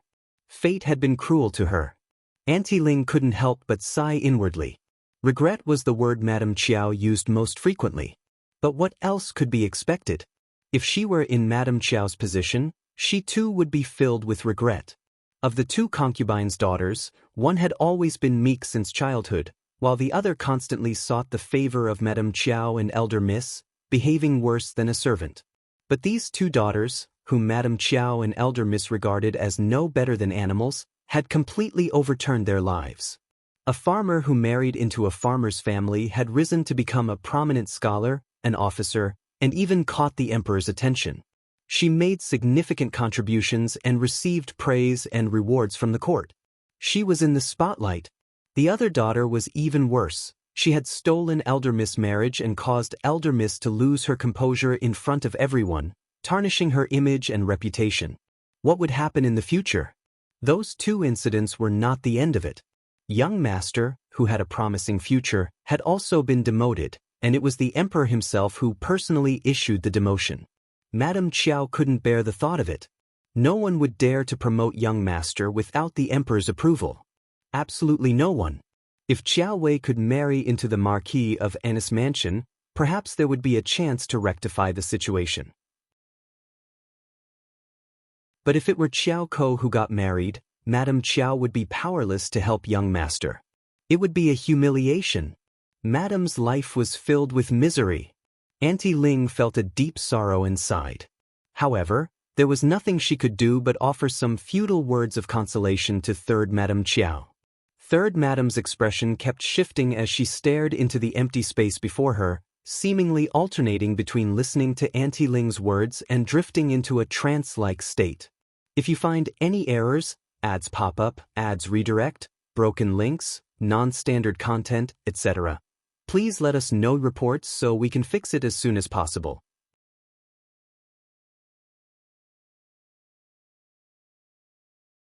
Chapter 1086, Lesson.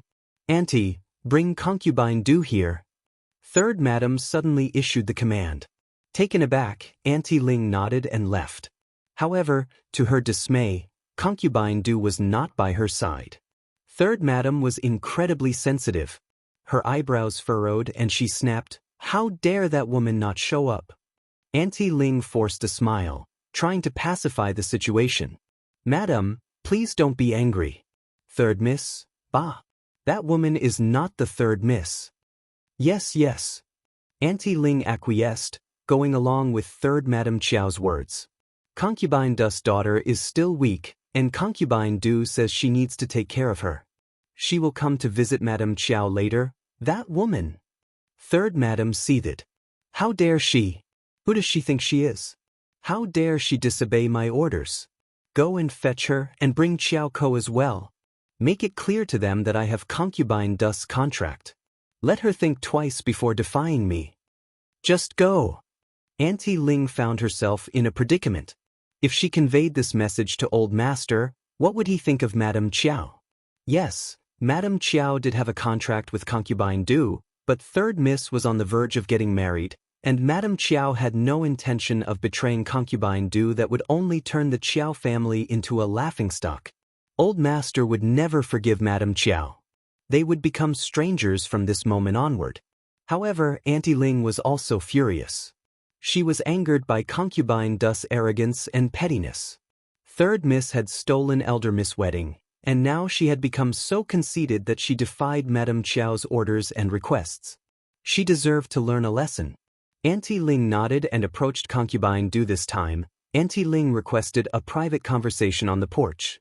Reluctantly, Concubine Du followed, knowing that Auntie Ling's tone was far from pleasant. On the corridor outside the room, Auntie Ling fixed her gaze on Concubine Du and spoke with a cold tone. Don't forget that Madame Qiao still holds the contract with you. You know what Madame Qiao is capable of when she's angered. If Third Miss enters her husband's household with a sold concubine, her days won't be easy, will they? Concubine Du's face drained of color, her voice trembling as she replied, Third Miss was also set up. How can Madame Qiao treat her this way? I haven't done anything wrong. Old Master would never allow this. Auntie Ling snorted in response. Do you think Old Master can control Madame Qiao? Madame Qiao possesses the contract. You are merely a concubine. Who are you to defy her? Are you feeling guilty because you know you've done something wrong? Concubine Du's eyelids twitched, overcome with despair and sorrow. She knew it. She knew it. Regardless of the circumstances, it was an undeniable fact that third Miss had disrupted elder Miss engagement. Madame Qiao wouldn't let her off the hook. She was determined not to spare her. But if not for old master's grounding, even elder Miss wouldn't have let her off the hook. What was she going to do in the future? It's my fault. I've been too concerned. If you find any errors, ads pop up, ads redirect, broken links, non-standard content, etc., please let us know reports so we can fix it as soon as possible.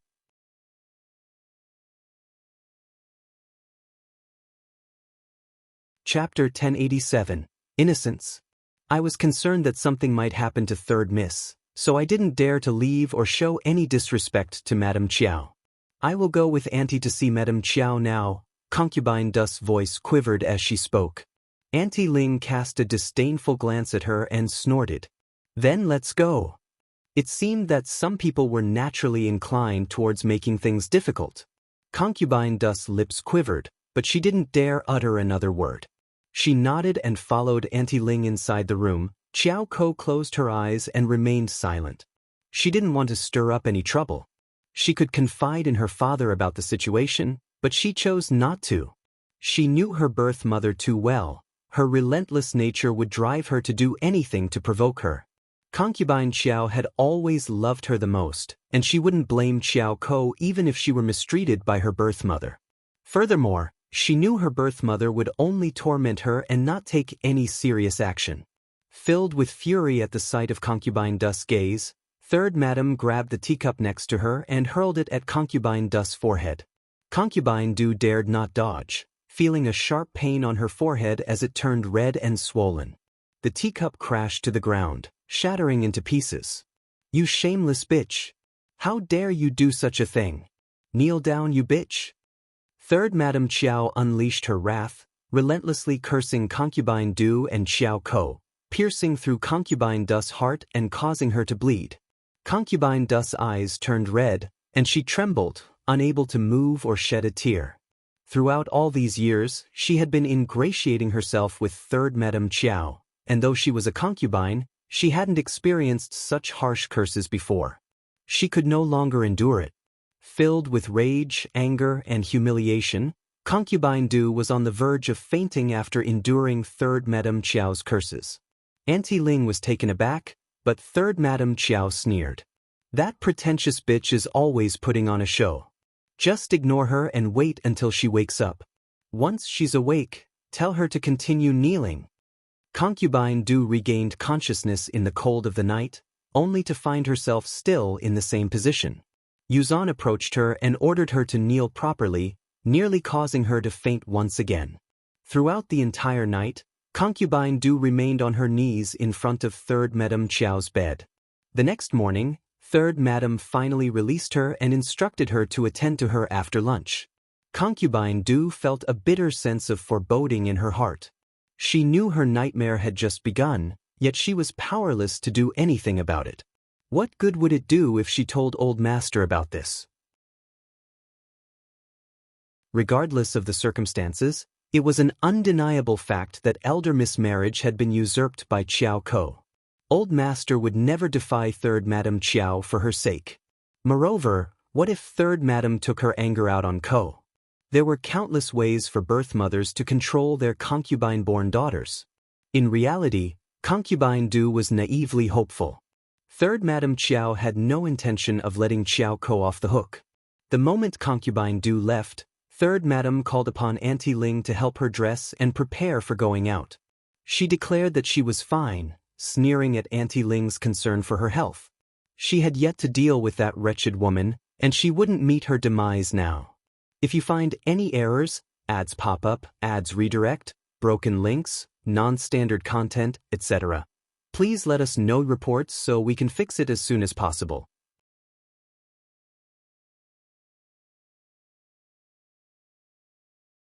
Chapter 1088, Engagement Breaking Off. That unfortunate event left Auntie Ling feeling powerless to dissuade Third Madame Qiao any further, so she reluctantly obeyed the order. Third Madame Qiao, elegantly dressed, consumed a bowl of red date, snow fungus, and lotus seed soup before venturing out with Auntie Ling and Yuzan. Their destination was the Ning family residence. Her purpose there was to call off the engagement with the Ning family. Since the Ning family would no longer be her future in-laws, there was no need for formalities. After some casual conversation, Third Madame Qiao explained her intention to retrieve the birth date note. Unbeknownst to her, Third Old Master had entrusted the task of arranging Qiao Kou's marriage to the two sister-in-laws due to her illness. Had she been aware of this, she would never have agreed to the engagement. She had already made a promise to someone else regarding Qiao Kou's marriage, and they were about to exchange birth date notes. It would be improper for one daughter to make promises to two families simultaneously. She expressed deep regret for the situation. Furthermore, Qiao Kou, being the daughter of a concubine, received limited education from her mother at a young age. She lacked knowledge of zither, chess, calligraphy, painting, and household management. Her social skills were lacking, and she felt unworthy of young Master Ning. Third Madame Ning's expression turned grim. After exchanging a few polite words, she promptly returned Qiao Kou's birth date note to Third Madame Qiao without hesitation. Upon learning of this development, Ning Lufang grew irritated. He professed his sincere affection for Qiao Kou and pleaded with his mother to allow the marriage. Third Madame Ning snapped, "It's impossible. If it weren't for the unfortunate incident, we would still need to explain ourselves to the Qiao family. Do you think I would willingly accept a concubine's daughter as my daughter-in-law? Her biological mother herself requested the return of the birth date note, and I can't wait to comply. Her biological mother stated that she is useless, and if we were to proceed with the marriage, we would become a laughingstock." The idea of the Ning family marrying a concubine's daughter, openly criticized by her biological mother, was utterly humiliating. Ning Lufang was left speechless. He had developed genuine feelings for Qiao Kou, but he was unwilling to sever ties with his family over her. Alternatively, he could simply let the matter go. Ultimately, he prioritized maintaining his reputation.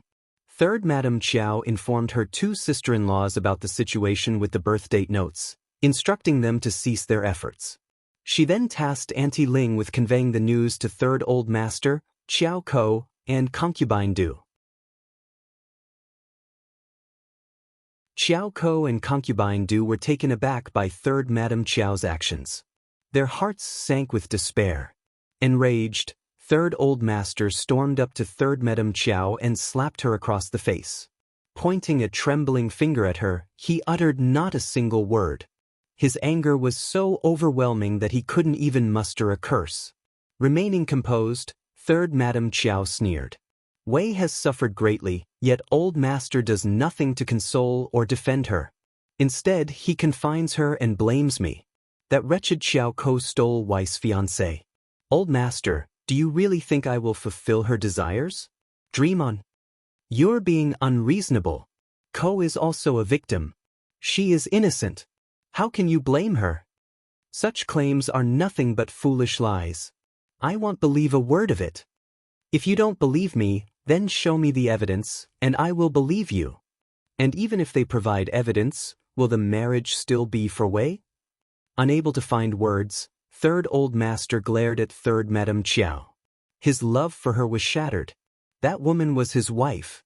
She was his beloved wife. He had once been overwhelmed with emotions and considered himself fortunate to be married to such a virtuous woman. She had helped him resolve numerous troubles and spared him countless headaches in the province. If you find any errors, ads pop up, ads redirect, broken links, non-standard content, etc., please let us know reports so we can fix it as soon as possible.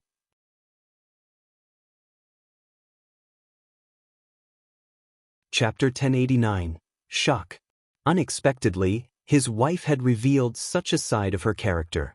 She had caused chaos within the entire family. He felt utterly humiliated. Even her own mother, elder brother, and second brother were greatly displeased because the Qiao family had become implicated in the situation. Third Old Master was consumed by annoyance. However, what was the use of beating third madam to death? Their priority now was to handle the problem smoothly. He stormed off angrily, stomping his feet as he departed. Consequently, they also imposed a punishment on third Madam Qiao by confining her. This was the information that Songshi had heard. I heard that the Qiao family is in complete disarray right now. Third Old Master is still considering handing over the birth date note to the Ning family. Do you think they will accept it? Songshi asked. Qiao Xian shook her head, smiling. Normal people wouldn't. The Ning family is in a difficult situation, and Qiao Wei's fiancé happens to be a cousin of Marquis Yan, a family with some reputation. It has become a laughingstock, and they are trying to avoid further embarrassment. They will never accept the invitation again. Songshi chuckled. You're absolutely right. Qiao Xian instructed Songshi to continue with her work, but she herself intended to keep an eye on the developments within the Qiao family. It was bound to be quite a spectacle. It was a marvelous spectacle, a form of revenge for everything that had happened. It left people eagerly anticipating more. It was the kind of drama that made them crave an extra few bowls of rice. As Qiao Xian had predicted, first Madame Qiao and second Madame Qiao visited the Ning family, but the Ning family declined to accept any further birth date notes. Marriage was a serious matter. The lineal mother had taken back the birth date notes and made promises to someone else. Yet 2 days later, someone arrived claiming that it had all been a misunderstanding. Were they playing with them? The Qiao family found themselves at a loss when the Ning family rejected their advances. Madam Lady Qiao relentlessly scolded her daughter-in-law, accusing her of not caring about her actions and turning the Qiao family into a laughingstock. Third Old Master was consumed by anxiety as well. However, Qiao Ko suddenly delivered shocking news to Third Old Master and Madame Yuejing through Concubine Du. She was pregnant, and the child belonged to the young master of the Ning family. It was a complete bombshell. This meant that Qiao Ko and Ning Lufang had been engaged in a clandestine affair behind Xiao Wei's back. The accident between Qiao Ko and Ning Lufang that had occurred recently, as well as Qiao Ko's subsequent setup, were all staged. They had conspired together to be with each other. First Madame Qiao and second Madame Qiao were left dumbfounded, while Madame Lady Qiao erupted in anger. You are nothing but a concubine's daughter. How dare you engage in such shameless behavior? Third Old Master flushed with embarrassment, feeling the urge to bury himself in the ground. He could no longer blame Third Madame Qiao. Mother, please, we need to find a solution to this problem, Madame Lady Qiao pointed at him. And where have you been all these years? Your family is now in such a scandalous state, and everyone is worried. Third Old Master hung his head low, listening to the scolding. Reluctantly, Madame Lady Qiao had no choice but to visit the Ning family and personally meet Third Madame Ning. She approached the situation with a ruthless demeanor, employing both persuasion and coercion. She argued that it took two to tango, and both children were at fault. However, Qiao Ko was already young Master Ning's woman and she was carrying his child. If the Ning family refused to accept her into their family, it would bring unbearable humiliation upon the Qiao family. Qiao Ko, too, could not bear the shame and had even considered taking her own life at the gates of the Ning family. If you find any errors, ads pop up, ads redirect, broken links, non-standard content, etc., please let us know reports so we can fix it as soon as possible.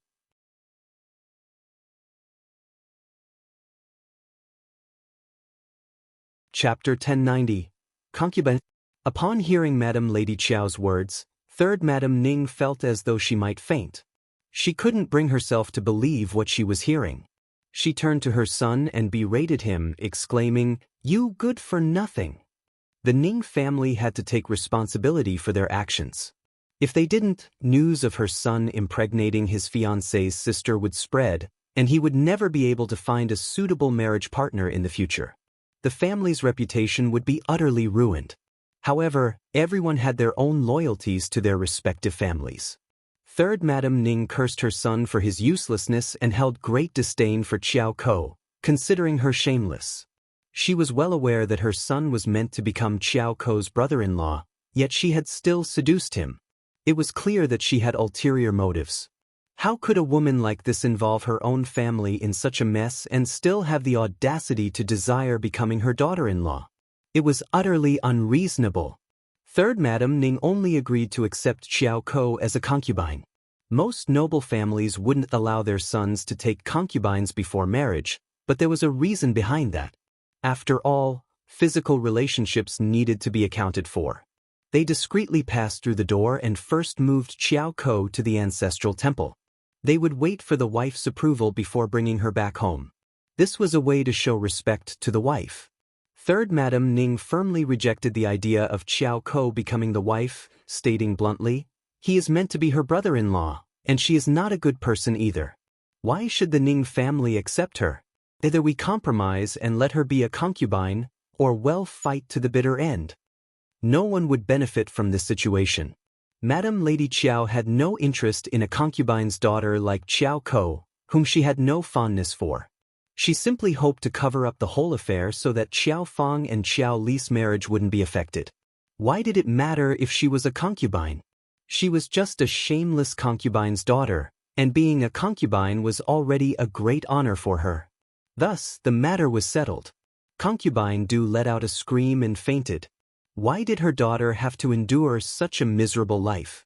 She had experienced enough misery as a concubine herself. Her only hope in life was for her daughter to become the legal wife. So why did she have to become someone else's concubine? With this stain on her reputation even before the wedding, her future prospects would be bleak. The entire Ning family would not hold her in high regard. Qiao Ko was also shocked. She simply couldn't believe that Ning Lufang, who had seemed so infatuated with her, would now make her a concubine. He wouldn't agree to her demand. She had thought she had complete control over him, that he loved her with all his heart. But what was happening now? Didn't he realize how wrong she would feel? Qiao Ko attempted to meet them privately. The Qiao family didn't care, but the Ning family did. Third Madam Ning confined her youngest son to their home, forbidding him from leaving. As a result, Qiao Ko couldn't meet with anyone. In desperation, Qiao Ko resorted to desperate measures, like a drowning man clutching at a straw. She threatened the Qiao family, demanding that they negotiate with the Ning family. She refused to be a concubine and insisted on being the first wife. Otherwise, she claimed she would starve herself. Madam Lady Qiao sneered and ignored her. She believed that the Ning family didn't care about the life growing inside Qiao Ko's womb. They would consider it nothing more than a bastard child. Not eating? Madam Lady Qiao asked someone to hold her down and feed her soup, as long as she could be kept alive. She did not believe that Qiao Ko really wanted to die. A few days later, a sedan chair carried Qiao Ko to the Ning family. If you find any errors, ads pop up, ads redirect, broken links, non-standard content, etc., please let us know reports so we can fix it as soon as possible.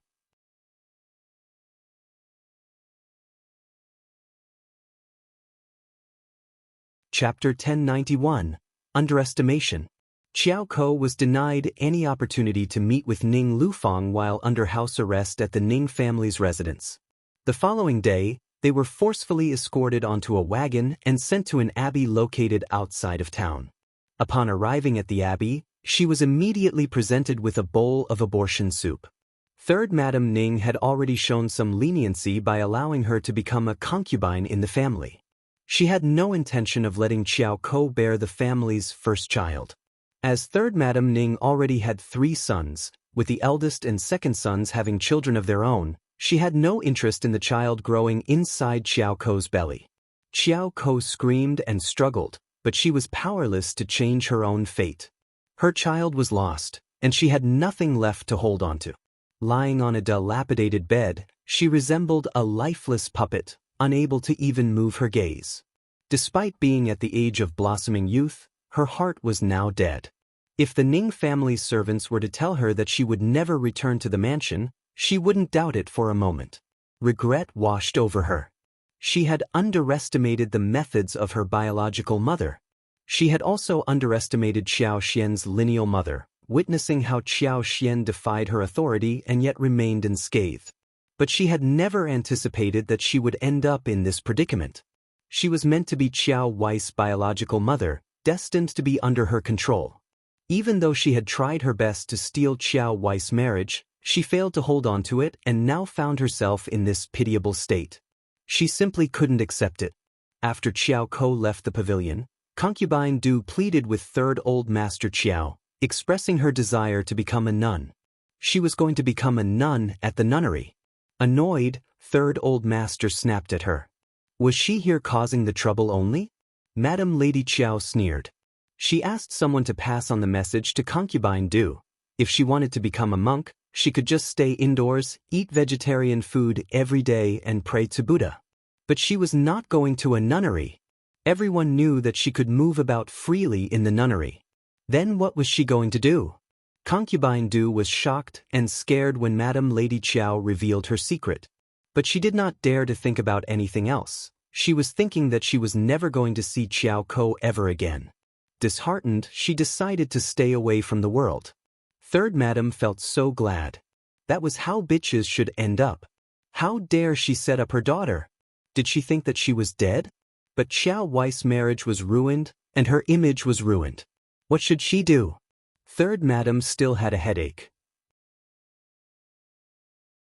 Qiao Wei felt the same. She was furious and confused about the future, though she felt happy about it.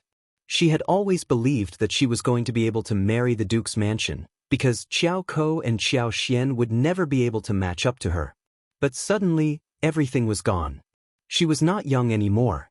What should she do? Third Madam had no idea what was going on either. So she consoled Qiao Wei. She was going to find a way, and after the new year, everything would get better. The gossip from the Qiao family were so shocking. Qiao Xian listened coldly, showing no intention of getting involved. She did not think that Qiao Ko was worth pitying. She had no choice but to bear the consequences when she did more than what she was capable of. For example, Qiao Ko would not sympathize with her if she ended up like this. She would not help her either. Qiao Ko was a person who liked to take pleasure in others' misfortune. The more unlucky she was, the more proud she felt. If you find any errors, ads pop up, ads redirect, broken links, non-standard content, etc., please let us know reports so we can fix it as soon as possible.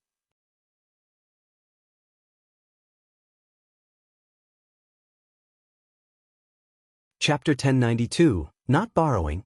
Qiao Xian was very curious about how she got those feelings. But she knew. That was what Qiao Ko was going to be like. She was already being very kind without adding fuel to the fire. When the gossip came to the end, the 20 mu of land in the north of the city was sorted out. The bricks were all surrounded by a wall more than 2 meters high. They opened 2 doors in front and behind. When they went in through the front door, they saw a flat land paved with green bricks. There were 3 small houses resting on the flat land. On the other side was the storeroom and tool room. There was a huge cellar under the storeroom and tool room.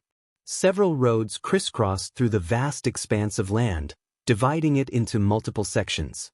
A canal had been specially constructed to facilitate irrigation by drawing water from outside sources. Qiao Xian's space differed from the outside world. Every crop had been planted and grown in halves, allowing the potatoes that were planted earlier to be ready for harvest. Once harvested, new potatoes could be planted, resulting in another batch to be harvested the following spring. As Qiao Xian contemplated, she realized that by following this approach, they could plant over 10 mu of potatoes here next year. The land would expand significantly in the coming year, providing an opportunity to share some with Lu Min and Gu Zhio. Additionally, there were strawberries. Qiao Xian had planted them both in the backyard and the space, with the ones in the space growing luxuriantly. The vines held onto the elderly plants and produced numerous separate offshoots. While the plants in the backyard didn't fare as well as those in the space, they displayed remarkable strength and vitality with the aid of Qiao Xian's superpower, sprouting several branches. Qiao Xian diligently strengthened and planted each individual branch. A few of them had already begun blooming, bearing small white flowers and budding fruits. Qiao Xian pondered whether the strawberries could survive the winter in the open air of the capital city under the protection of her superpower. If successful, it would simplify matters significantly. In the coming year, They could transplant some from the backyard and obtain seedlings from the space. Planting them in the northern part of the city would allow the branches to thrive. Within a span of 2 months, cultivating 2 or 3 mu of strawberries shouldn't pose a major challenge.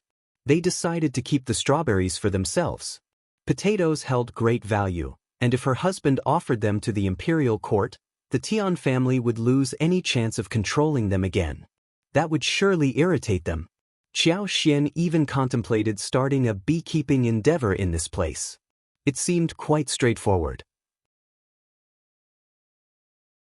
Next year, they could venture into the suburban mountains and use their superpower to locate and collect a wild bee colony. Piece of cake. As the day grew late, the weather turned colder. Qiao Xian, Li Qiao, and Li Xia strolled down the street and purchased some trendy garments to have them tailored at a local store. Since she lacked expertise in handicrafts and her own creations couldn't compare to professional work, she didn't mind spending a little extra money to have skilled artisans handle the customization. Qiao Xian found it peculiar that some wives of Shao Yunduan's colleagues from the Hanlin Academy approached her for loans. However, she didn't find it entirely surprising. The Hanlin Academy had financial difficulties, and the government office wouldn't provide them with ice or charcoal by year-end.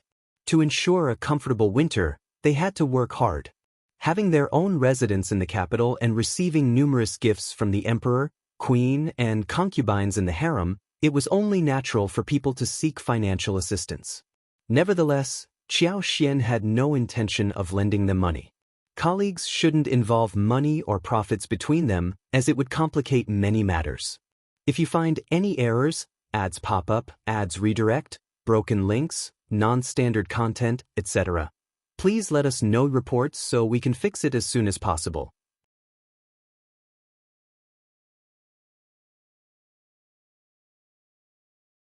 Chapter 1093, Not Opened. Also, it was not a loan. It was a gift. It would be a long time before those scholars returned the money. 10 years would not be enough. She could not rush them either, because that would cause grudge. Only a fool would do something like this. Furthermore, if they lent money to one person, would the second person be willing to lend it back to them? Or the third or fourth person? Qiao Xian remained silent. They explained that they had already spent a considerable sum on paying tribute to their ancestors and wouldn't be home for long. Worried about the hardships their family might face, they had kept some money at home. However, they had recently purchased a plot of land measuring over 10 mu in the northern part of town and had run out of funds. If they had any, they would gladly lend it to them.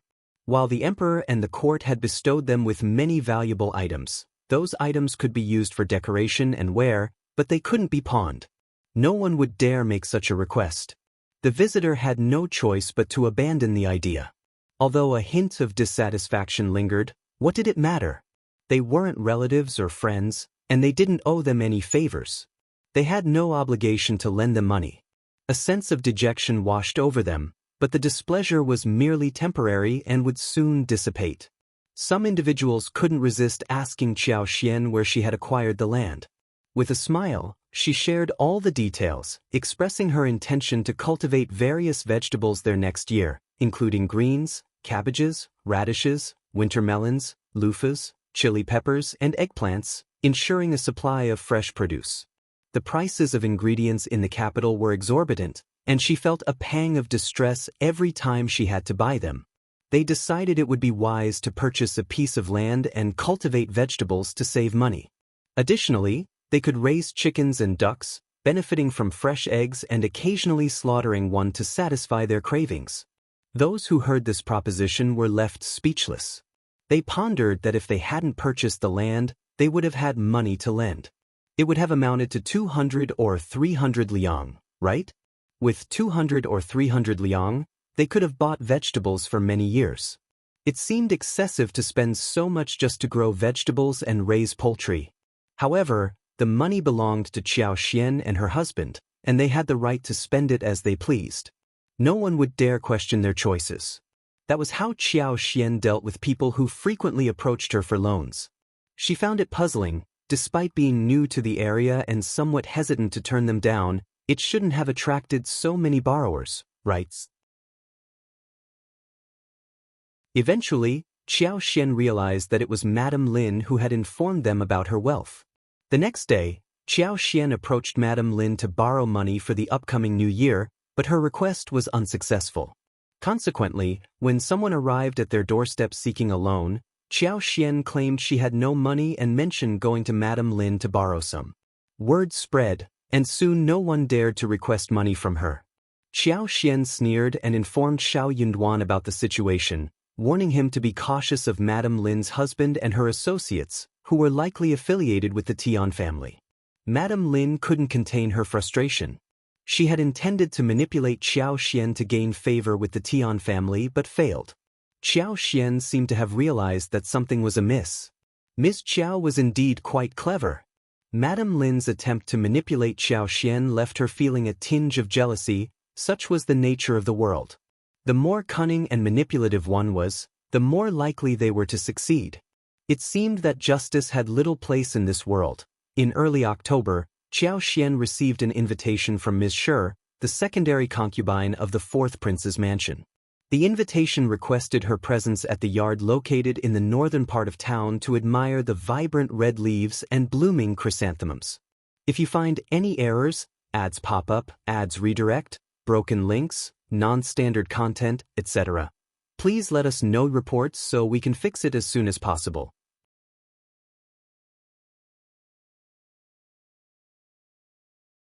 Chapter 1094, Invitation. Qiao Xian understood that she should avoid getting involved with the prince's mansions. However, Shao Yunduan had caught the emperor's attention, and she had played a part in it as well. It seemed logical for Ms. Shi, the secondary concubine of the fourth prince, to extend an invitation to her. Shao Yunduan was somewhat concerned and disapproved of Qiao Xian's decision. Despite his worries, Qiao Xian insisted on attending. Inwardly she sneered. She had actually planned to cause trouble for the fourth prince's mansion, but secondary concubine Shi had come to her on her own accord, so she saw no reason to hold back. While she possessed the ability to use her superpower to gather information about the fourth prince's mansion in the capital, the bustling city made it challenging to filter through the multitude of voices in her head. It was difficult to discern useful information.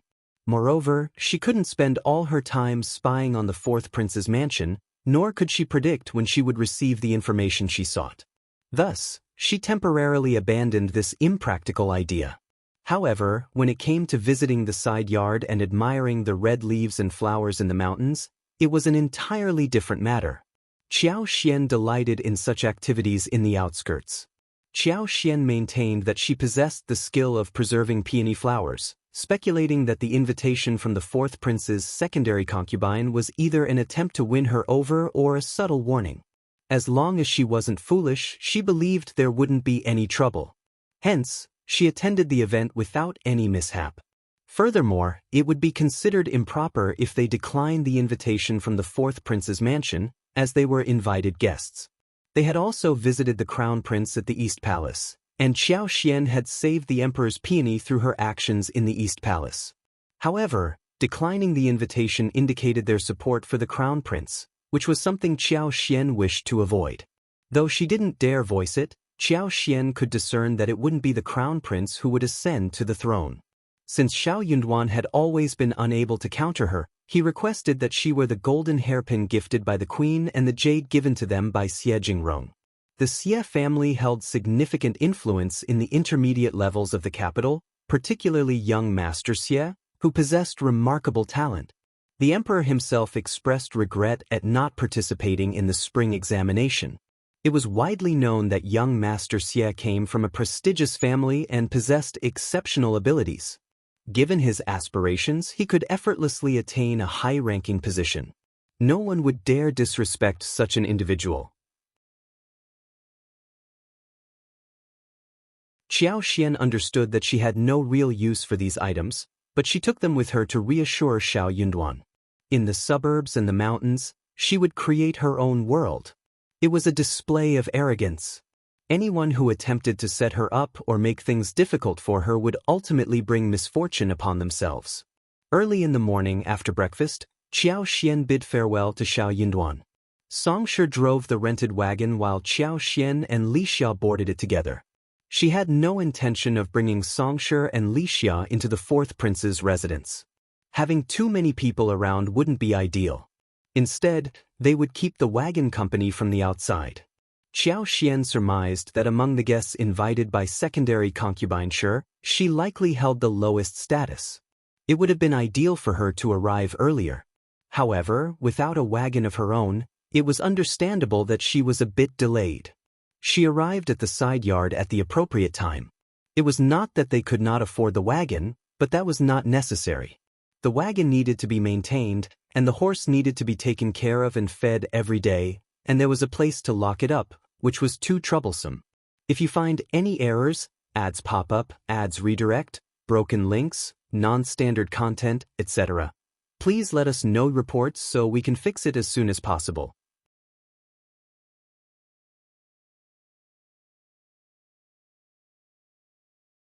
Chapter 1095. Old Friend. Qiao Xian tapped gently on the door, clutching the invitation in her hand. A eunuch greeted her with utmost politeness and ushered her inside. The prince's mansion boasted a side yard that befitted the grandeur of the royal family. The meticulous sutras and the work of skilled craftsmen exuded elegance, setting it apart from any other place. Despite the arrival of autumn, the garden remained vibrant, devoid of any signs of melancholy. Sweet osmanthus, autumn hibiscus, rhododendron, camellia, jasmine, and a variety of chrysanthemums adorned the autumnal landscape. Splashes of bright colors from the big red oranges and golden and yellow leaves delighted the eyes of onlookers. As they strolled towards the autumn house, the eunuch led Qiao Xian through the exquisite surroundings. Qiao Xian followed along with a smile, harboring no concerns about the eunuch's intentions. They served as her trusted eyes and ears, instilling a sense of fearlessness within her. However, Qiao Xian found herself unexpectedly encountering a familiar face in this place. Her heart skipped a beat as she laid eyes on a stunning woman, adorned with intricate makeup, a stylish hairstyle, and embellished with gold hairpins and pearls. The lady donned a finely embroidered yellow palace dress, radiating an air of familiarity that Qiao Xian struggled to place. The beauty smiled warmly at her and addressed her as Mrs. Shao.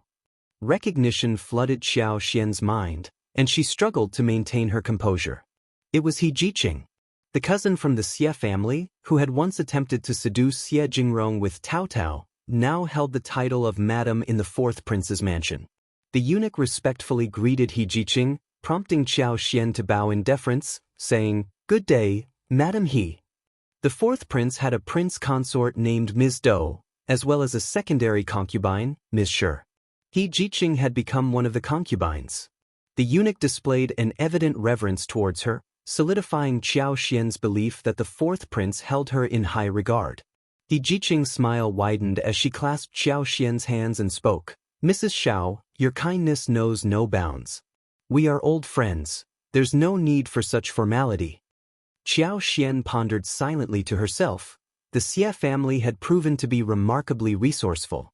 Without their influence, He Jiqing wouldn't have gained entry into the fourth prince's mansion so swiftly. However, during her time in the capital with Shao Yunduan, Xie Jingrong had kept her unaware of these developments. It became evident that something unpleasant had transpired between He Jiqing and the Xie family. Qiao Xian was cautious about getting too close to He Jiqing. She couldn't quite gauge the depths of He Jiqing's character, but she sensed a shrewdness about her. It was wiser to keep her distance from a cunning individual without a kind heart. Withdrawing her hands, Qiao Xian took a few steps back and maintained a composed expression. "Madam He, you must be jesting. I am not fortunate enough to be considered your old friend. You overestimate my importance. I am here at the Xie family's behest, and our paths have merely crossed by chance." Unsure of He Jiqing's sudden attempt at closeness, Qiao Xian decided to steer the conversation away from that topic. He Jiqing was taken aback. She hadn't anticipated Mrs. Shao's rejection of her goodwill. Concealing her irritation, the warmth faded from her expression, and she chuckled softly behind her handkerchief, adopting a coquettish tone. "Mrs. Shao is truly straightforward. We coincidentally bumped into each other in the capital, which is a rare occurrence. We should enjoy this opportunity as old friends and explore together. Yes, Madam Qiao Xian replied, offering a polite smile and refraining from declining the invitation. Walking side by side, Jiqing maintained her smile, commenting on the blossoming flowers and the splendid scenery. However, her composure seemed slightly rattled compared to before. If you find any errors, ads pop up, ads redirect, broken links, non-standard content, etc., please let us know reports so we can fix it as soon as possible.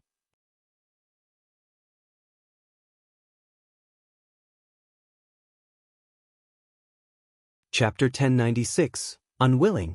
Not long ago, at the Xie family, Jiqing had attempted to manipulate Tao Tao, only to be exposed by Qiao Xian. The very next day, Lady Qiao had promptly sent her back to the He family. Jiqing harbored a sense of resentment towards Qiao Xian.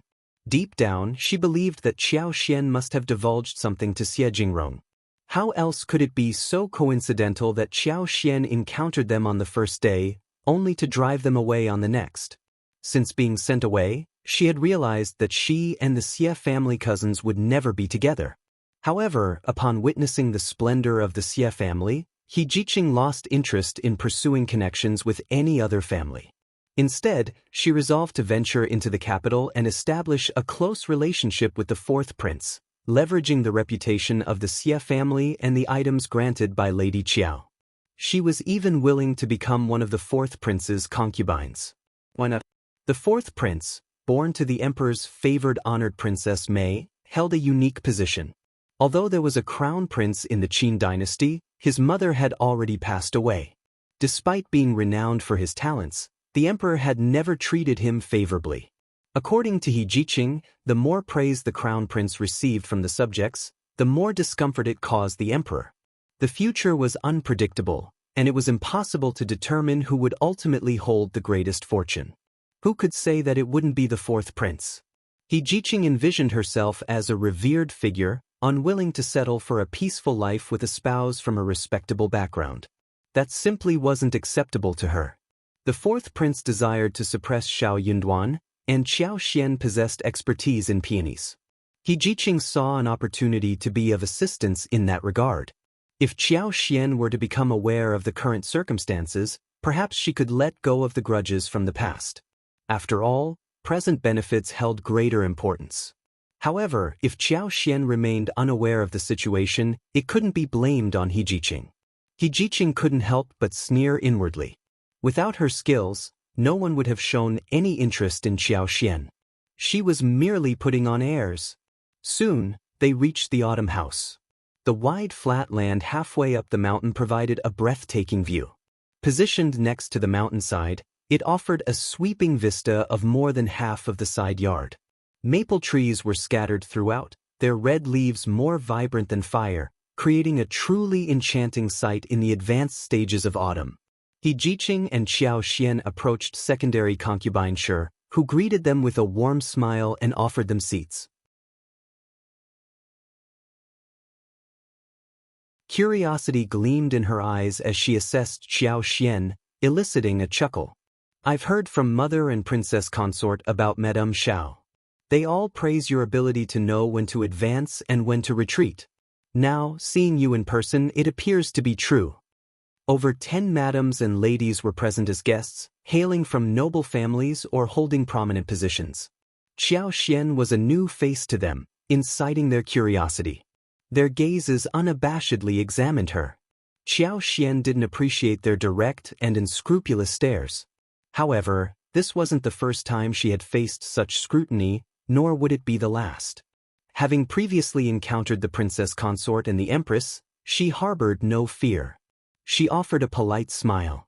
Your flattery honors me, consort Qiao. Secondary concubine Shi beamed. Madame Shao, please don't be so modest.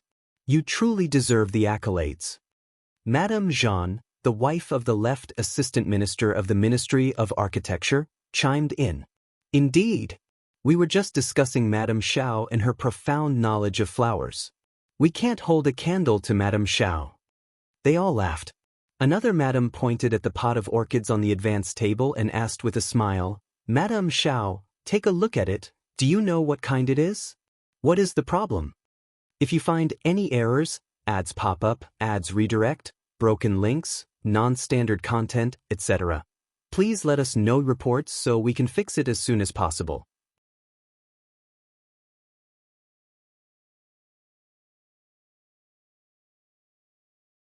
Chapter 1097, Orchid?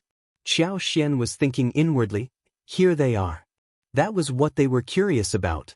But that was understandable. She would have been very curious too. That was a rare thing. Qiao Xian threw a look at the orchids. The long, slender green leaves exhibited a lush and moist appearance. They were gathered, with the tips gently drooping outward.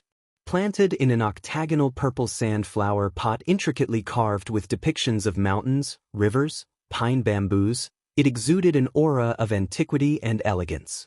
The flowers bloomed in a delicate shade of light green, evoking a fairy-like elegance. The emerald green sepals resembled peach petals, while the slender flowers mirrored the shape of peach petals. Hence, it earned the name Emerald Peach. Orchids held immense popularity during this era, and Qiao Xian had acquired comprehensive knowledge about them through the system within her spatial realm.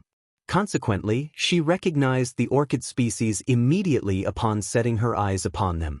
In the modern era, emerald peaches had long gone extinct, and Qiao Xian had no desire to encounter them at this moment. However, their presence indicated their remarkable value. Qiao Xian observed them attentively but refrained from divulging their exact classification. Emerald peaches were rare, and she was merely a Madame Hanlin hailing from a humble background. It was unlikely that she had encountered them before. She smiled warmly. While I may not be able to identify the exact species, the orchids are thriving and exhibit no signs of distress. You can rest assured. However, the madam appeared unwilling to let the matter go. Nevertheless, I still find these orchids rather lackluster. Our old master has a penchant for cultivating exquisite varieties such as green clouds, plain lotus, heavy snow, peach cheeks, 18 beauties, and so forth. I can't help but feel that there is something amiss with this pot of emerald peaches. Madame Shao, perhaps you could examine them more closely? Upon hearing Madame Qiao's remarks, the others began whispering amongst themselves, hinting at the possibility of something being awry with the orchids. Qiao Xian maintained her composed smile, fully aware of what was truly happening. If there is any issue with the orchids, it is simply because they have recently been relocated from the greenhouse and are still acclimating to their new environment. There are no other problems to be concerned about. The collective shock was palpable. Qiao Xian's explanation seemed absurd. It appeared as though Madame Shao was spouting nonsense. The expression on Madame Qiao's face changed abruptly. In a state of surprise, she blurted out, "How did you know?" Even secondary concubine Shi was taken aback. It seemed that Qiao Xian's statement held truth. Emerald peaches held great significance to the fourth prince, and there were only 3 pots of them in the entire capital. Due to the presence of a hot spring in the vicinity of the side yard, a dedicated greenhouse had been constructed. As winter approached, these precious orchids had been relocated from the greenhouse to the intermediate side yard. In case of sudden weather fluctuations, the greenhouse could be used to maintain a suitable temperature, far superior to relying solely on charcoal fires. Those renowned orchids would lose their perfection if they were damaged, and orchid enthusiasts found such imperfections unacceptable. Secondary concubine Shi had placed the peach blossoms on display not only due to her personal fondness for their elegance but also as a means to showcase her favored position. A few days prior, there had been a sudden drop in temperature, prompting the relocation of the emerald peaches when the weather improved. How could Qiao Xian discern such details so easily? Unable to contain her curiosity, secondary concubine Shi inquired, "Madame Shao, how did you come to this realization?" The others were left dumbfounded, acknowledging the accuracy of Qiao Xian's observation. It became evident that Madame Shao possessed knowledge about the matter. After all, she was the second sister-in-law of secondary concubine Shi's family. If you find any errors, ads pop up, ads redirect, broken links, non-standard content, etc., please let us know reports so we can fix it as soon as possible.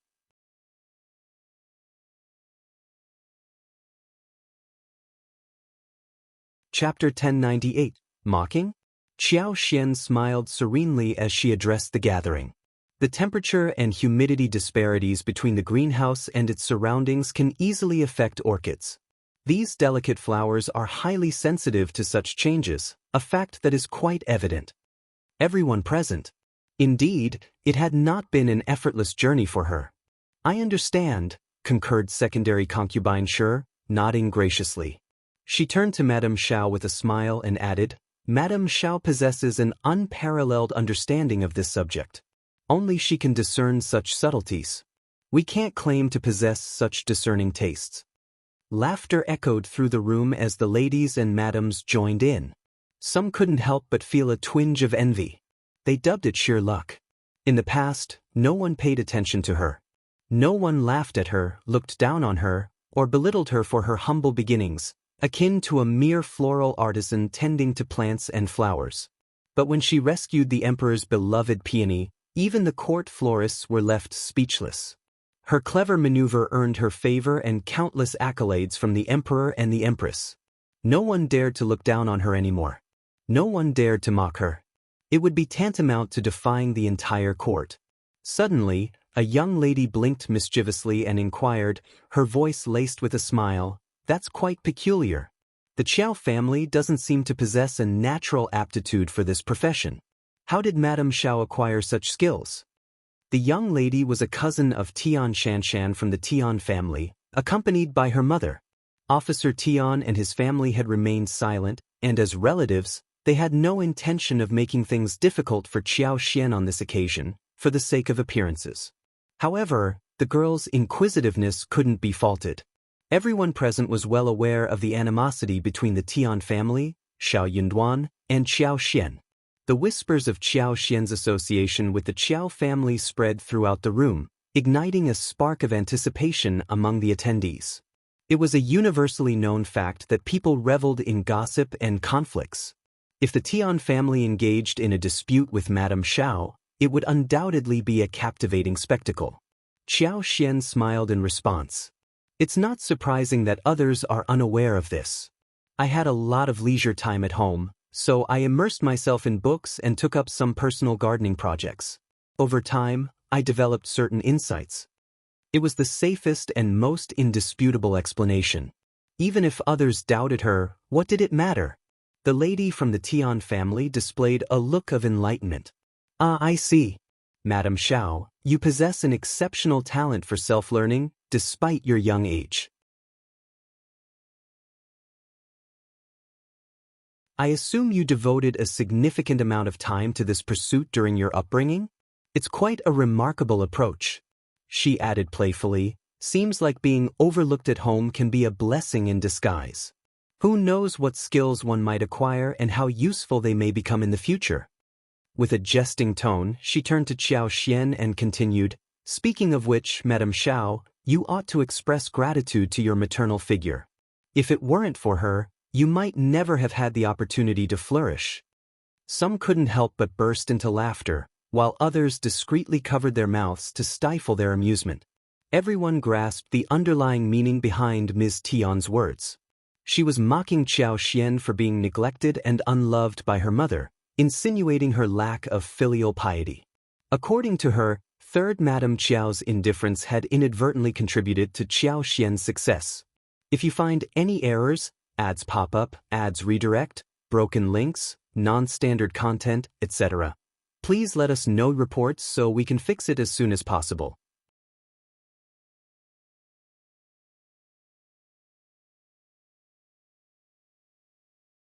Chapter 1099. Concealed. However, eventually, she severed ties with the Qiao family, an act considered deeply unfilial. Qiao Xian responded, her voice calm yet resolute. Lady Tian, I believe there is a misunderstanding. Learning requires time, but talent is equally crucial. Take my husband, for instance. His rise to the position of primus at such a young age is a testament to his dedication and natural aptitude. Similarly, my proficiency in tending to flowers and trees is not something that can be acquired solely through time. She emphasized the significance of talent over mere passage of time. She continued, recounting her past experiences. In the past, I used to sneak out and use the money my mother gave me to purchase books of this nature. Although the content was sparse, I would destroy them after reading, fearful that they might cause trouble. Nevertheless, I gleaned some knowledge. At that time, it was merely for amusement. I never anticipated its practical value.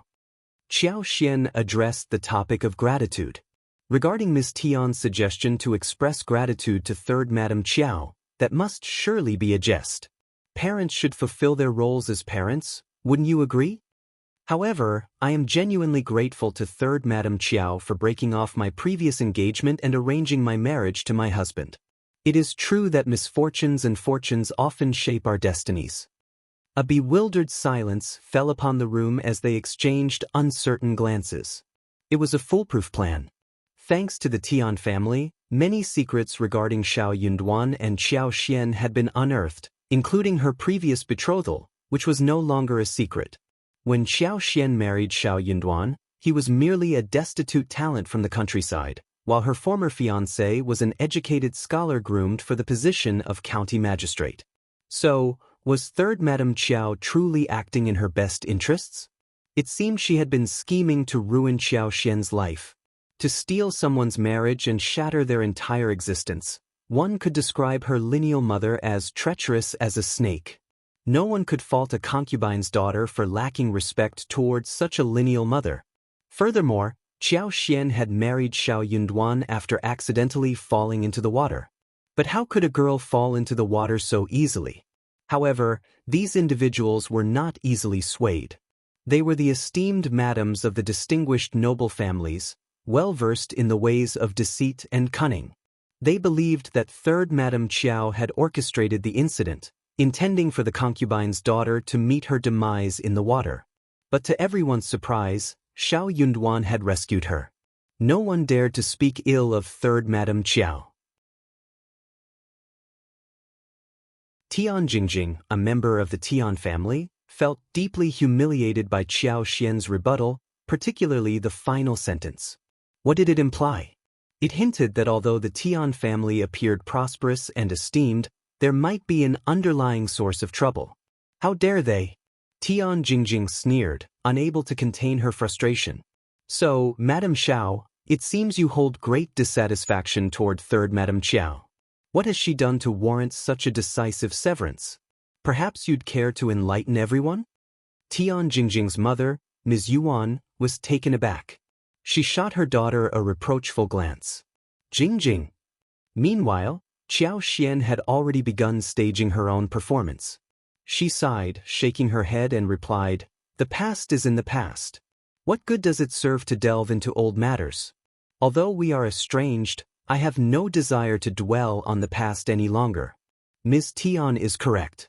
As juniors, we should strive to be reasonable, adhere to decorum, and exhibit kindness. Let us leave certain things behind us.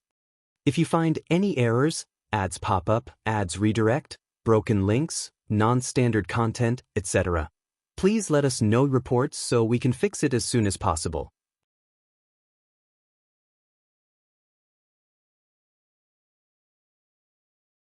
Chapter 1100. Good luck. Qiao Xian's heavy sighs seemed to cast Tian Jingjing as the unreasonable one. Tian Jingjing struggled to find her words. Enough, Jingjing, Ms. Yuan interjected, unable to tolerate the situation any longer.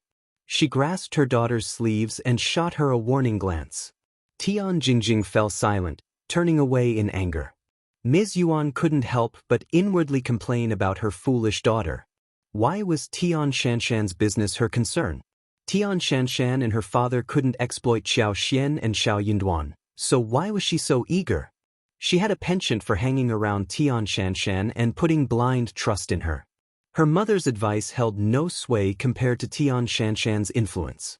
How exasperating! Though the spectacle had fallen short of their expectations, no one dared to stir up further trouble. They saw the situation clearly. The Tian family had already backed down, and no one else dared to provoke Madame Shao. Was there anyone with a grudge against her? Certainly not. Moreover, after alienating the Tian family to such an extent and causing concerns among the noble and prestigious families in the capital, Qiao Xian and Shao Yunduan had managed to turn the situation around and establish themselves firmly. It was undoubtedly a stroke of luck. Even if it was attributed to luck, it made them impressive and awe-inspiring. Those in the government offices, especially those in higher positions, feared opposing someone who appeared to be born with the fortune of the government. They possessed an inherent advantage that others couldn't envy. Going against them meant inviting misfortune upon oneself. It was still premature to make conclusive judgments, but what was the point? Consequently, the conversation shifted swiftly to other topics. Many madams even expressed their willingness to seek Qiao Xian's assistance should they encounter any issues with their prized flowers and trees at home. Qiao Xian responded with a smile and a nod. She harbored no concerns that the madams would treat her as a mere gardener, entrusting her with the care of ordinary flowers and trees. After all, she had tended to the emperor's most prized peony, and no one would dare to belittle her as a common florist. Such treatment would be utterly humiliating. No one would be so foolish. Even Qiao Wei wouldn't stoop to that level. Soon, the conversation shifted to the latest trends in clothing, accessories, and makeup within the capital's elite circles. These noble ladies had been accustomed to a life of luxury since a young age, paying meticulous attention to their appearance and indulging in fine attire, fine dining, luxurious accommodations, and extravagant means of transportation. They were well versed in the art of dressing up. With ample leisure time on their hands, it was only natural for them to discuss these matters. Qiao Xian found herself genuinely intrigued. These were areas of expertise she had never delved into before. While she may not necessarily need such knowledge, there was no harm in listening and expanding her understanding. Thankfully, she possessed a good sense of style, ensuring she dressed well. Yet, upon reflection, if she were truly a concubine's daughter from a small town who had always been disregarded by her lineal mother, she would encounter numerous difficulties in such circles. The barriers within this social sphere were strict indeed. Those who didn't belong would always struggle to fit in. Qiao Xian recognized that she was not a part of their inner circle, despite the kind treatment she received from the madams. There was no way to gain true acceptance from them. Ultimately, it was Shao Yunduan who held the key to her integration. If you find any errors, ads pop up, ads redirect, broken links, non-standard content, etc., please let us know reports so we can fix it as soon as possible.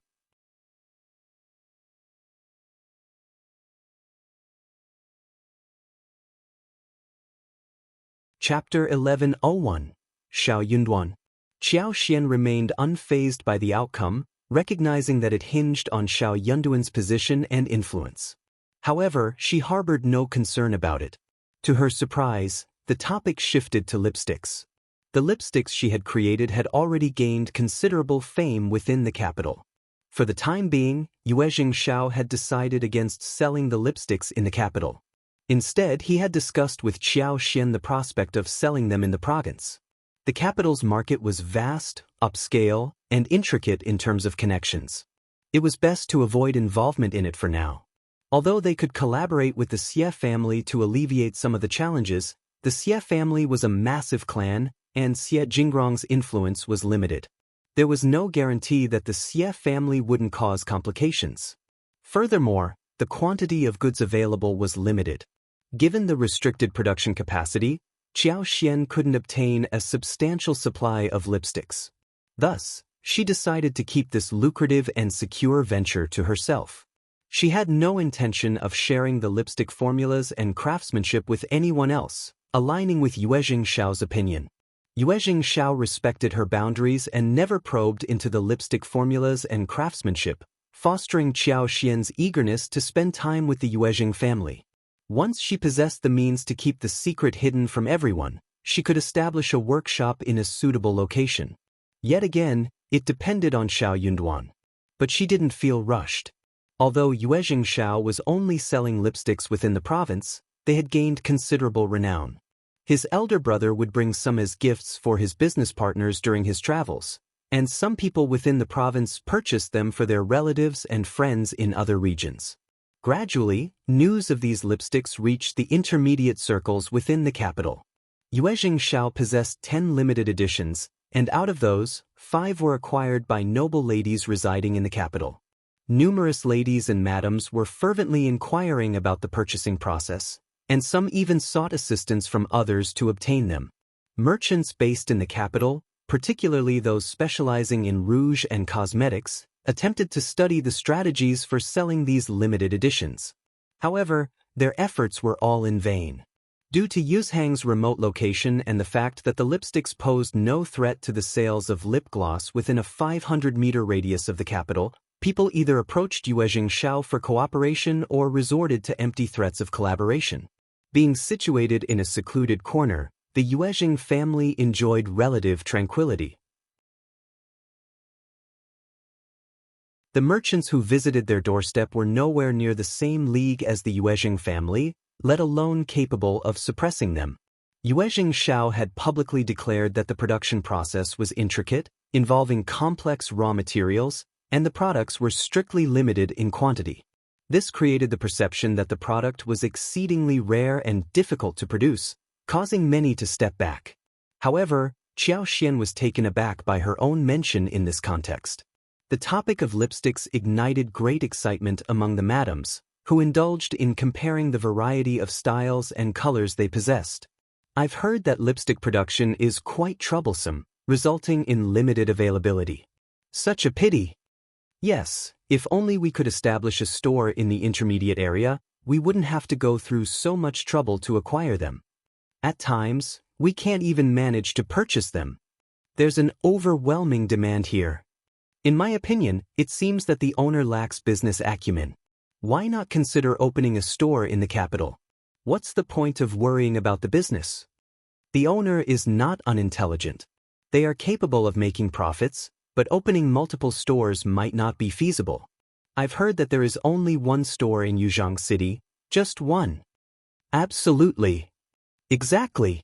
Otherwise, there would have been additional stores by now. If you find any errors, ads pop up, ads redirect, broken links, non-standard content, etc., please let us know reports so we can fix it as soon as possible.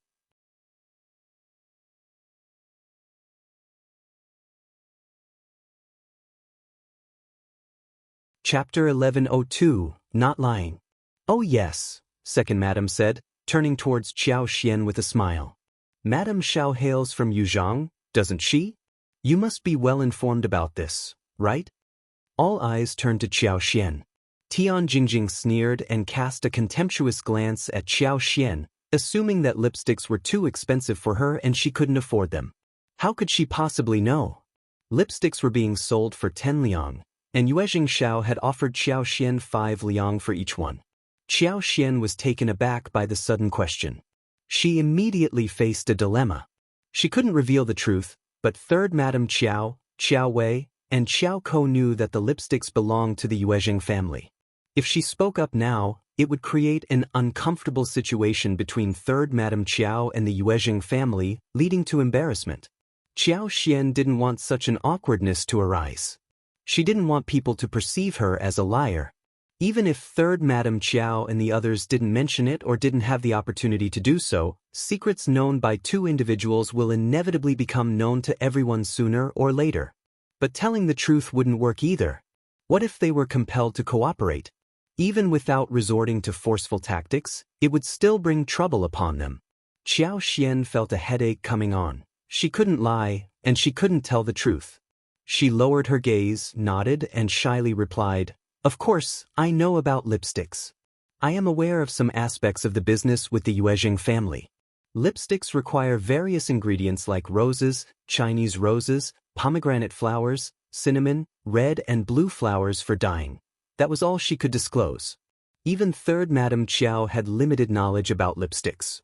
She relied on the Yuezhing family, leading her to subconsciously believe that they were in charge of the business, not her. Even if they were about to speak, they wouldn't have much to say. As expected, everyone was taken aback and quickly grasped the situation. They had never anticipated that Qiao Xian had a connection to lipsticks. Knowing how to cultivate flowers and considering that lipsticks required flower dyes, it seemed logical for the Yuezhing family to collaborate with her. I never expected Madame Shao to possess such expertise. Indeed, Madame Shao is truly talented in many aspects. Wait a moment. They all grew increasingly curious. Qiao Xian began sharing some anecdotes and stories. They listened with emotional sighs, their perceptions of her shifting. How fortunate they were. She must have earned a substantial amount of money simply by supplying flowers. It explained why she could accompany editor Shao to the capital. It also shed light on why editor Shao would rather offend the Tian family than divorce her. So someone asked Qiao Xian if she could buy lipsticks from Yuzhang. The capital was very far away from Yuzhang, and no one would send their family to Yuzhang for no reason. Therefore, whenever there was a new grade, it could not be bought at all. They needed to spend a lot of efforts to buy some. Qiao Xian found herself in a predicament. She had mentioned that if anyone desired the lipsticks, they could seek her assistance. However, she wasn't certain if she could fulfill those requests. While in the capital, both she and Shao Yunduan had no means of maintaining direct contact with Yuzhang. Their only option was to send letters through a caravan. Everyone concurred, understanding that Qiao Xian lacked the assistance of servants capable of running errands over such a long distance. They were even less reliable than her own family. Thus, the idea was quickly dismissed. If you find any errors, ads pop up, ads redirect, broken links, non-standard content, etc., please let us know reports so we can fix it as soon as possible.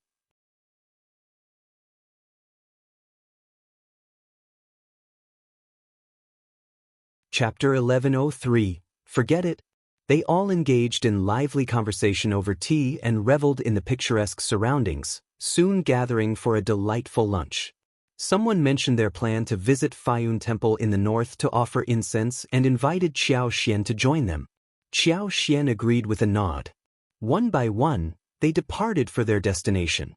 However, Hejiqing requested that Qiao Xian stay back and have a chat with her. She also extended an invitation for Qiao Xian to visit the fourth prince's mansion whenever she had the time. Qiao Xian politely nodded, inwardly determined not to accept the invitation. She had no idea what Hejiqing had in mind, but she knew it couldn't be anything good. However, she didn't want to revisit the time when she and Shao Yunduan had left the capital, facing the fourth prince's attempts to set them up. If the opportunity arose in the future, she could consider paying them a visit then. For now, she decided to let it go. Secondary concubine sure hadn't caused any trouble, and Qiao Xian had done nothing to provoke her either. Shao Yunduan felt relieved seeing her safe and sound. Approaching her, he couldn't help but let out a sigh of relief before saying, "Look, you've returned safely and unharmed. The fourth prince's estate must be magnificent, and the red leaves on the mountains must be stunning." Shao Yunduan sighed with relief and gently held her hands. "I will have a few days off soon. Let's go to the mountains and enjoy the beauty of the red leaves, all right?" Qiao Xian smiled and nodded. "That sounds like a plan." Absolutely. It was autumn in the capital, and vibrant red leaves adorned the scenery. Shao Yunduan had intended to take her mountain climbing and admire the picturesque landscapes. After all, he didn't want his wife to feel lonely. With his busy schedule at Hanlin Academy, she had little to do to pass the time. Qiao Xian had been busy managing their properties at home. She had a lot on her plate, and she could even whip up delicious meals. However, without many people to share them with and help with the tasting, she and Shao Yunduan felt that something was missing. Qiao Xian recounted her encounter with Hejiqing to Shao Yunduan. Seeing Shao Yunduan's puzzled expression, she couldn't help but chuckle. It dawned on her that Shao Yunduan had never met Hejiqing before and had no idea who she was. After some thought, Qiao Xian decided to share Hejiqing's identity and how she had been involved in the scheme against Tao Tao and herself. Hejiqing was, after all, the concubine of the fourth prince, and the fourth prince had a close relationship with the Tian family. Qiao Xian believed that Shao Yunduan should be aware of this, rather than being kept in the dark. Shao Yunduan furrowed his brow. That really happened? Qiao Xian sneered and glanced at him. This cousin of mine is nothing more than a cunning woman, and I have exposed her true nature. It's a matter of reputation, and I don't want to dwell on it. I thought we would never cross paths again, so I decided to spill the beans.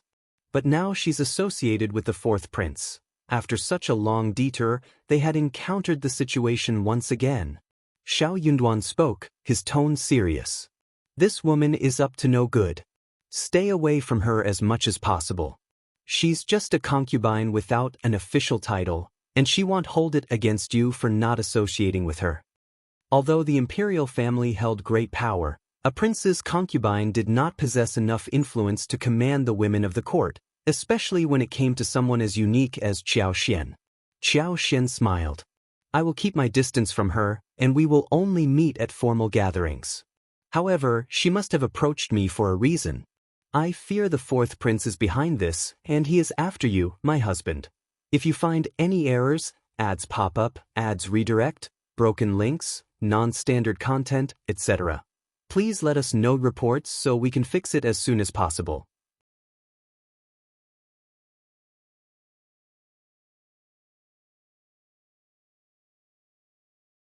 Chapter 1104, Understanding. In the eyes of outsiders, Qiao Xian was perceived as someone who only knew how to care for flowers and trees. Moreover, she was already quite capable in the presence of the emperor, and the fourth prince wouldn't gain much from her. Peony flowers didn't fall ill all the time, and Qiao Xian's usefulness lay more in handling emergencies. The fourth prince didn't need to go through so much trouble. However, Shao Yunduan was different. He had achieved the title of champion among numerous intermediate masters due to his genuine talent. He was an honest man with high moral values and fearlessness in the face of power. Most importantly, he enjoyed the emperor's protection, which wasn't an easy feat. Furthermore, anyone from the Qiao family could easily discover the kind of family they were. It would become evident that Shao Yunduan must have employed some clever tactics to sever ties with the Qiao family. In the eyes of outsiders, Qiao Xian seemed disconnected from all of this. The fourth prince might have realized that it was the Qiao family who severed ties, but it was Shao Yunduan who successfully escaped the troubles associated with them. Given these factors, it was possible that the fourth prince had ulterior motives. Shao Yunduan's heart skipped a beat. He hadn't expected his wife to be so astute. My love, you're overthinking, Shao Yunduan reassured her, taking her hand and speaking calmly. I am merely a minor editor at Hanlin Academy, and am not worth the efforts of the fourth prince. Even if he harbors intentions, now is not the opportune time. Qiao Xian contemplated his words and agreed, deciding to put those thoughts aside. Instead, she focused on the idea of mountain climbing with him.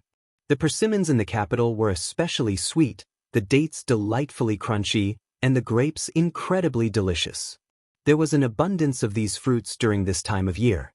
They planned to climb mountains, purchase fresh fruits from local farmers, search for wild mushrooms and fungi, and enjoy picking wild fruits. It would be a splendid adventure. Shao Yunduan was well aware that the fourth prince had his eyes on him due to the Tian family incident. However, everything thus far had been a subtle test, nothing overt. He had maintained a low profile, carefully concealing key information to avoid drawing unnecessary attention. He had successfully evaded a few traps along the way. For now, things were progressing smoothly.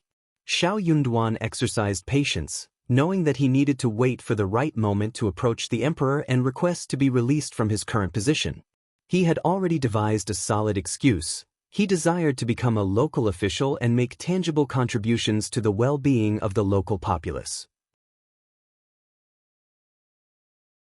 That was precisely what he yearned for, as it would allow him to escape the troubles of the capital.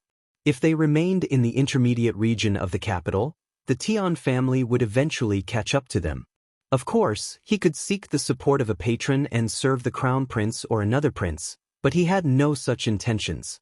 Even though he hadn't been in the capital for long, he possessed enough clarity to perceive the situation for what it truly was, unswayed by the allure of fame and fortune.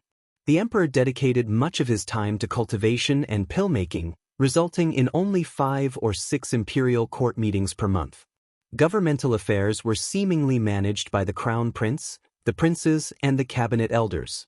However, things weren't as straightforward as they appeared. The Crown Prince's kind-heartedness often led to the involvement of various factions and forces before reaching a resolution in most governmental matters. If you find any errors, ads pop up, ads redirect, broken links, non-standard content, etc., please let us know reports so we can fix it as soon as possible.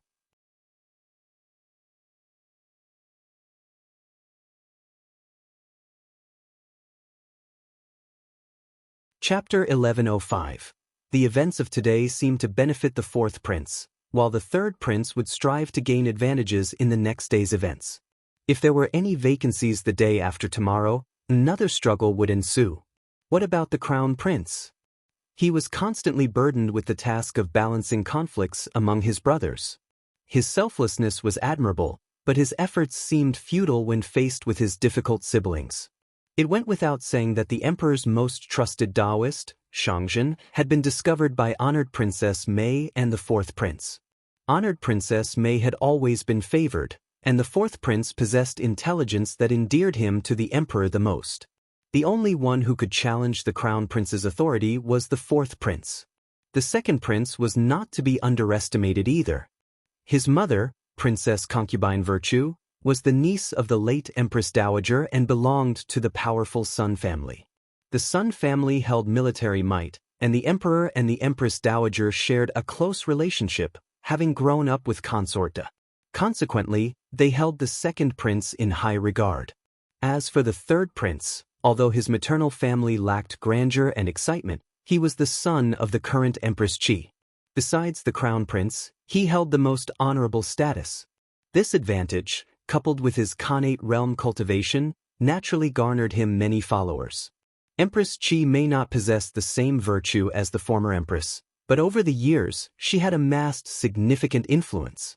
It was evident to all that the emperor appointed Empress Qi as empress because her family lacked power or talent, ensuring that no one posed a threat to the crown prince. During that time, the emperor still held the crown prince in high regard. However, as time went on, things would inevitably become more complicated.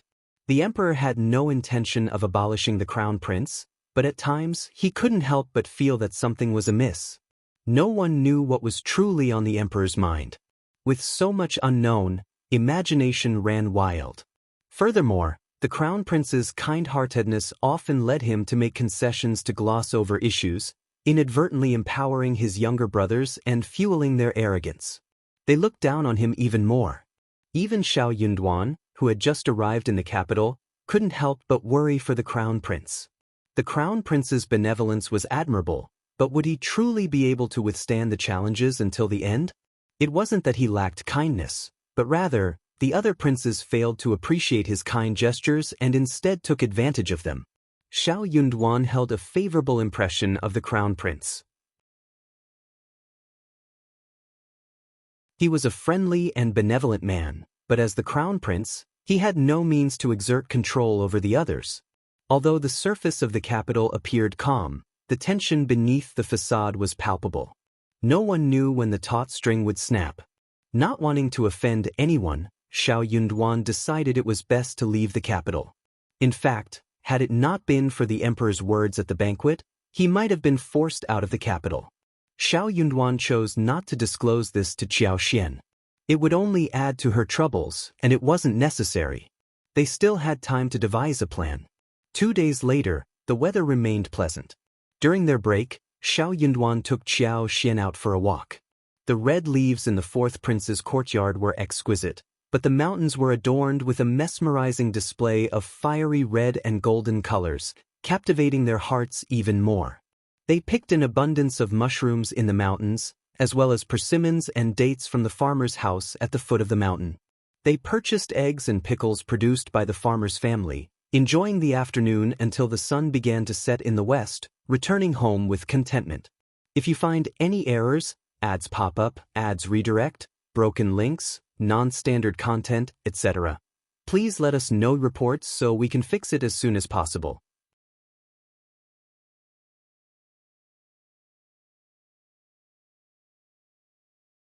Chapter 1106. At Fayun Temple, the capital was a truly captivating place. Shao Yunduan didn't stop Qiao Xian when she expressed her desire to visit the fourth prince's side yard and join the noble ladies in offering incense. He understood that his wife couldn't stay confined indoors, and they were currently unable to leave the capital. He shouldn't be overly anxious. He should trust her words. Qiao Xian had a sense of propriety and knew how to conduct herself. Fayun Temple, located in the northern part of the capital's suburbs, was one of the 8 renowned monasteries. Nestled in the Jade Mountain, it possessed an air of solemnity and grandeur. Waterfalls and natural springs adorned its surroundings, with peculiar peaks and unique stones dotting the landscape. The scenery was especially captivating, particularly during the spring and autumn seasons. Every year, a continuous stream of pilgrims flocked to the monastery to offer incense and to admire the beauty of the back mountains. Qiao Xian, along with the wife of the censor, Madame Su, and several other young women, had come here for leisure rather than solely for offering incense. The back mountain of Fayun Temple boasted picturesque scenery, but the vegetarian fare served within the monastery itself was rather ordinary. On the other hand, there was a restaurant called Shifeng located at the foot of the mountain that served exceptional dishes, featuring various wild game from the countryside. The food was fresh and unexpectedly popular among the affluent visitors in the capital, leading to bustling business each day. Accompanied by Madame Su, Qiao Xian, and a few maids and elderly women, they embarked on their excursion. Qiao Xian had chosen not to bring Li Xia or Li Qiao with her this time. They had reserved a private room at Shifeng before making their way towards Fayun Temple. As the temple was situated halfway up the mountain, it would be arduous for the noble ladies to climb all the way there. Since the wagons couldn't reach the temple directly, they opted to use litters instead and arrived at the temple after a half-hour journey. It wasn't a day of high religious significance, so there weren't many visitors present to offer incense. They entered the hall to pay their respects before listening to the sutras recited by the revered elderly master in the small courtyard. This marked Qiao Xian's first visit to Fayun Temple. After listening to the sutras recited by the master, they engaged in a discussion about karma over tea. However, Qiao Xian didn't particularly enjoy the topic and politely excused herself with a smile, venturing outside to explore the surroundings. When Qiao Xian and Li Xia returned to the yard, Madame Su and the others were nowhere to be found.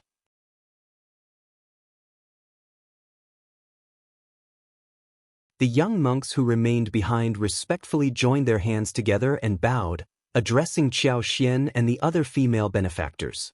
Benefactor Qiao and esteemed guests, Madame Su and the others have already proceeded to the back mountains. I will wait here to accompany Benefactor Qiao and guide you there. Please, Benefactor Qiao. Qiao Xian nodded in acknowledgement and returned the greeting, responding politely, "Very well, thank you, Master." "No, Benefactor Qiao, please." "Please." The young monk appeared unfazed by Qiao Xian's presence and led her serenely into the mountains. Qiao Xian harbored no concerns. She was immersed in the picturesque scenery and had no fear of being deceived by the noble ladies in the mountains. Curiosity flickered within her, wondering if they would engage in any distinctive activities compared to the locals. After all, they were in the capital. The scenery at the back of Fayun Temple's mountain lived up to its renowned reputation. Breathtaking peculiar peaks and unique stones greeted the eye, igniting a sense of wonder. The autumn mountains displayed a vibrant tapestry of colors, exuding beauty and charm. Streams meandered through the mountains, cascading in various sizes and forming picturesque waterfalls at several locations. The tranquil sounds of flowing water blended harmoniously with the stunning landscape. If you find any errors, ads pop up, ads redirect, broken links, non-standard content, etc., please let us know reports so we can fix it as soon as possible.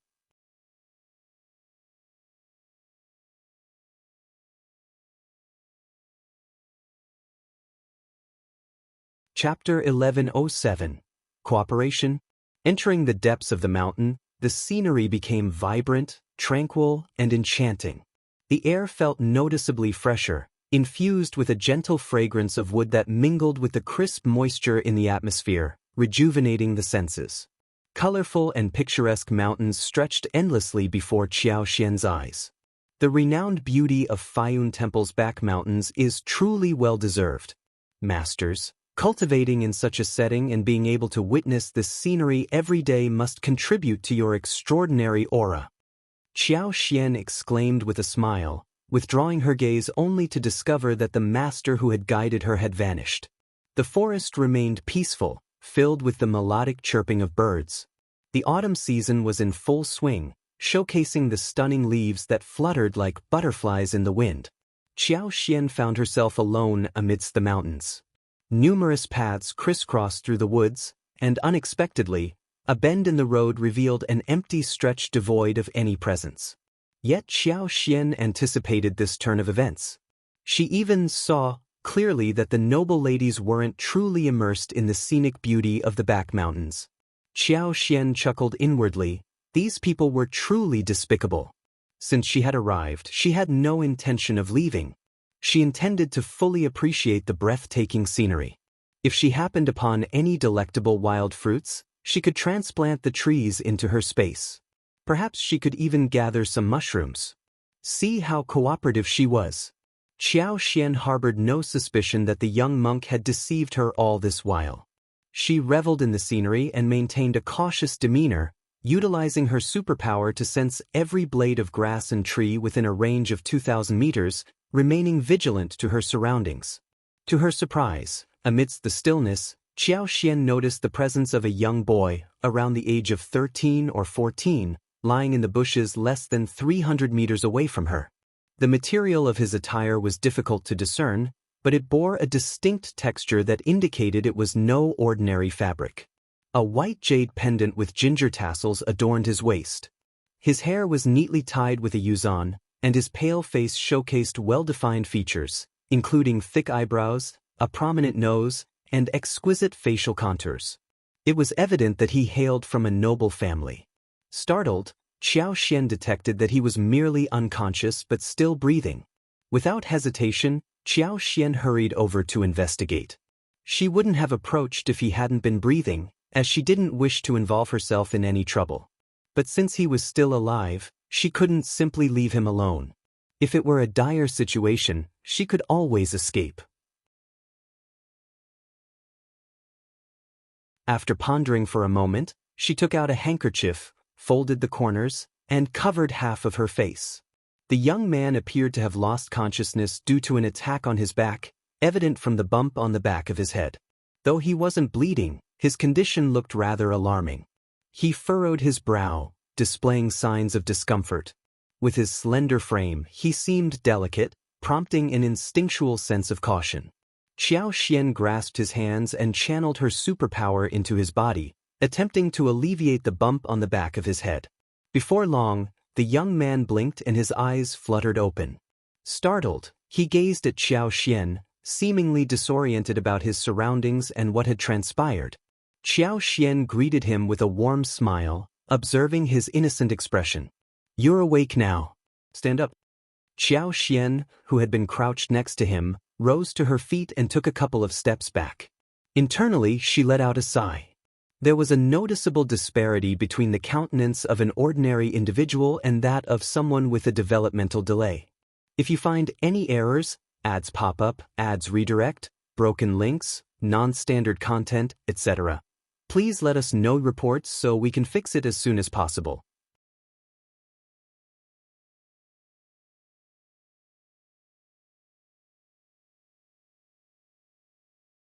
Chapter 1108. Young Man. This young man possessed a clear vision, yet he appeared perplexed. Qiao Xian sensed an abnormality within his mind. It was a shame that he was so handsome. Despite not recognizing Qiao Xian, the young man displayed utmost compliance. Rubbing his eyes, he rose to his feet, his hands firmly planted on the ground. Qiao Xian pondered why he was alone in this place. Before she could inquire, the young man beamed at her and exclaimed, "Sister." Qiao Xian was taken aback. Perplexed, the young man glanced around and queried, "Sister, who are you? Why am I here? What brings you to this place?" Qiao Xian chuckled. How could she possibly respond to that? The boy continued, "Sister, what happened to your face?" Qiao Xian lowered her handkerchief, revealing a smile. I have a fear of insects, but I am all right now. I came here to admire the scenery. And you? What are you doing here all alone? Where is your family? Family? The young man smiled. My parents are at home, and Dazhong and Tuan are playing with me. He looked around, puzzled. Where are Dazhong and Tuan? Dazhong? He shouted loudly. Caught between laughter and tears, Qiao Xian realized he possessed enough intelligence to clear up the confusion. After she had healed him, he experienced no pain or discomfort, and he had even forgotten how he sustained his injury. Qiao Xian gently reminded him, When I discovered you, you were unconscious on the ground. I revived you. Do you recall how you lost consciousness? The young man's eyes widened in surprise as he spoke. I think I fell. My head was hurting, but now it doesn't hurt at all. You saved me? Thank you, sister. With a grateful smile, the young man expressed his appreciation to Qiao Xian. His joyous demeanor brought some relief to Qiao Xian, and she smiled back. You're welcome. What's your name? Where do you live? I can accompany you home. The young man replied cheerfully, Okay. My name is Qin Yi, and I live in the capital. Qiao Xian sighed inwardly. I see, this was going to be quite challenging. The capital was vast, and she had no clue about his exact destination. It seemed she would have to stay with him a bit longer. If he disappeared, his family would surely come looking for him. Let's rest under that tree, she suggested. Okay. The young man nodded, wearing a bright smile. He was well-behaved and amiable. He followed Qiao Xian to the tree and took a seat. However, Qiao Xian couldn't sit still like a child for more than a couple of minutes. She started plucking flowers and grass, lying on the ground to observe grasshoppers and ants. The young man didn't mind. As long as he remained within her sight, she was content. She inwardly chided herself, acknowledging that if all children caused as little trouble as this one, taking care of them would be a breeze.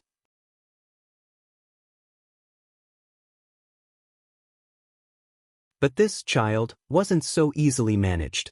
He returned after a while, his face, clothes, and hands covered in mud and grass. He turned to Qiao Xian and said, Sister, I'm thirsty. I want to drink water. Qiao Xian, if you find any errors, ads pop up, ads redirect, broken links, non-standard content, etc., please let us know reports so we can fix it as soon as possible.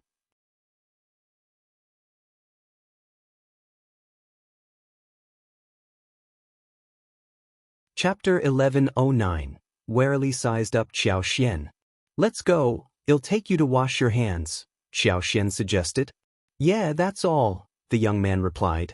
Not far from their location, there was a stream with crystal clear water, allowing one to see the bottom. It was exceptionally clean. Qiao Xian guided him to wash his hands in the stream. She took out a handkerchief, wrung it out, and handed it to him to wipe his face. Then, when the young man wasn't paying attention, she discreetly retrieved a water bag from her belongings and passed it to him. Drink this.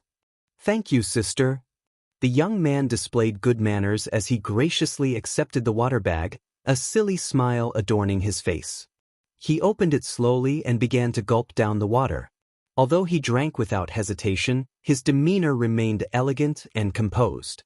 A person's upbringing was deeply ingrained in their character, and it couldn't be easily concealed. Qiao Xian formed a favorable impression of him. She retrieved a bunch of jujubes from her belongings and handed them to him. Here, taste these jujubes. They are incredibly sweet. After returning home, they had planted jujube trees in her space, cutting off a branch full of fruits. The originally egg-sized fruit tree had now grown to the size of a fist. She hadn't plucked the dates from the tree yet, but they tasted much better than those found outside. Since arriving in the capital, she had also planted apple trees, pear trees, persimmons, and grapes in her space. However, they hadn't borne fruit yet. Hopefully, they would be ready by next year. Thank you, sister. The young man didn't inquire about the source of the dates but expressed his gratitude politely before happily indulging in them. His eyes gleamed with delight. These dates you gave me are incredibly sweet and delicious. Qiao Xian chuckled. Eat as many as you want. This young man was quite skilled in conversation. The two of them returned to the tree and settled down. As they ate, the young man and Xiao Xian grew more acquainted with each other.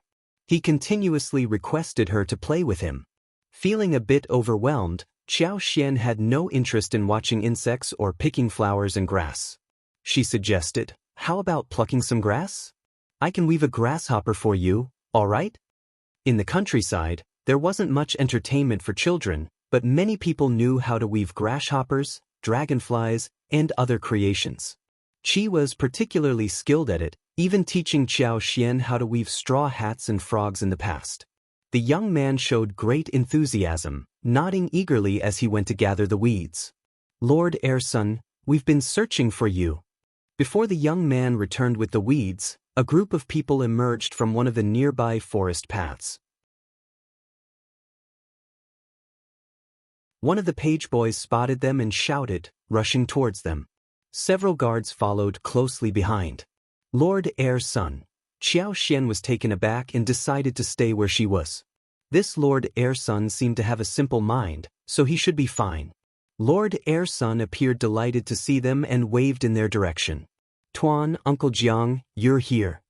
Oh my goodness, I haven't seen you in so long, you had me worried." Tuan approached Lord Heirson, anxiously examining him. "Are you all right? Did you injure yourself?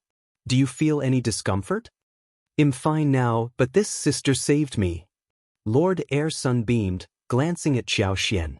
Tuan and Uncle Jiang warily observed Xiao Xian.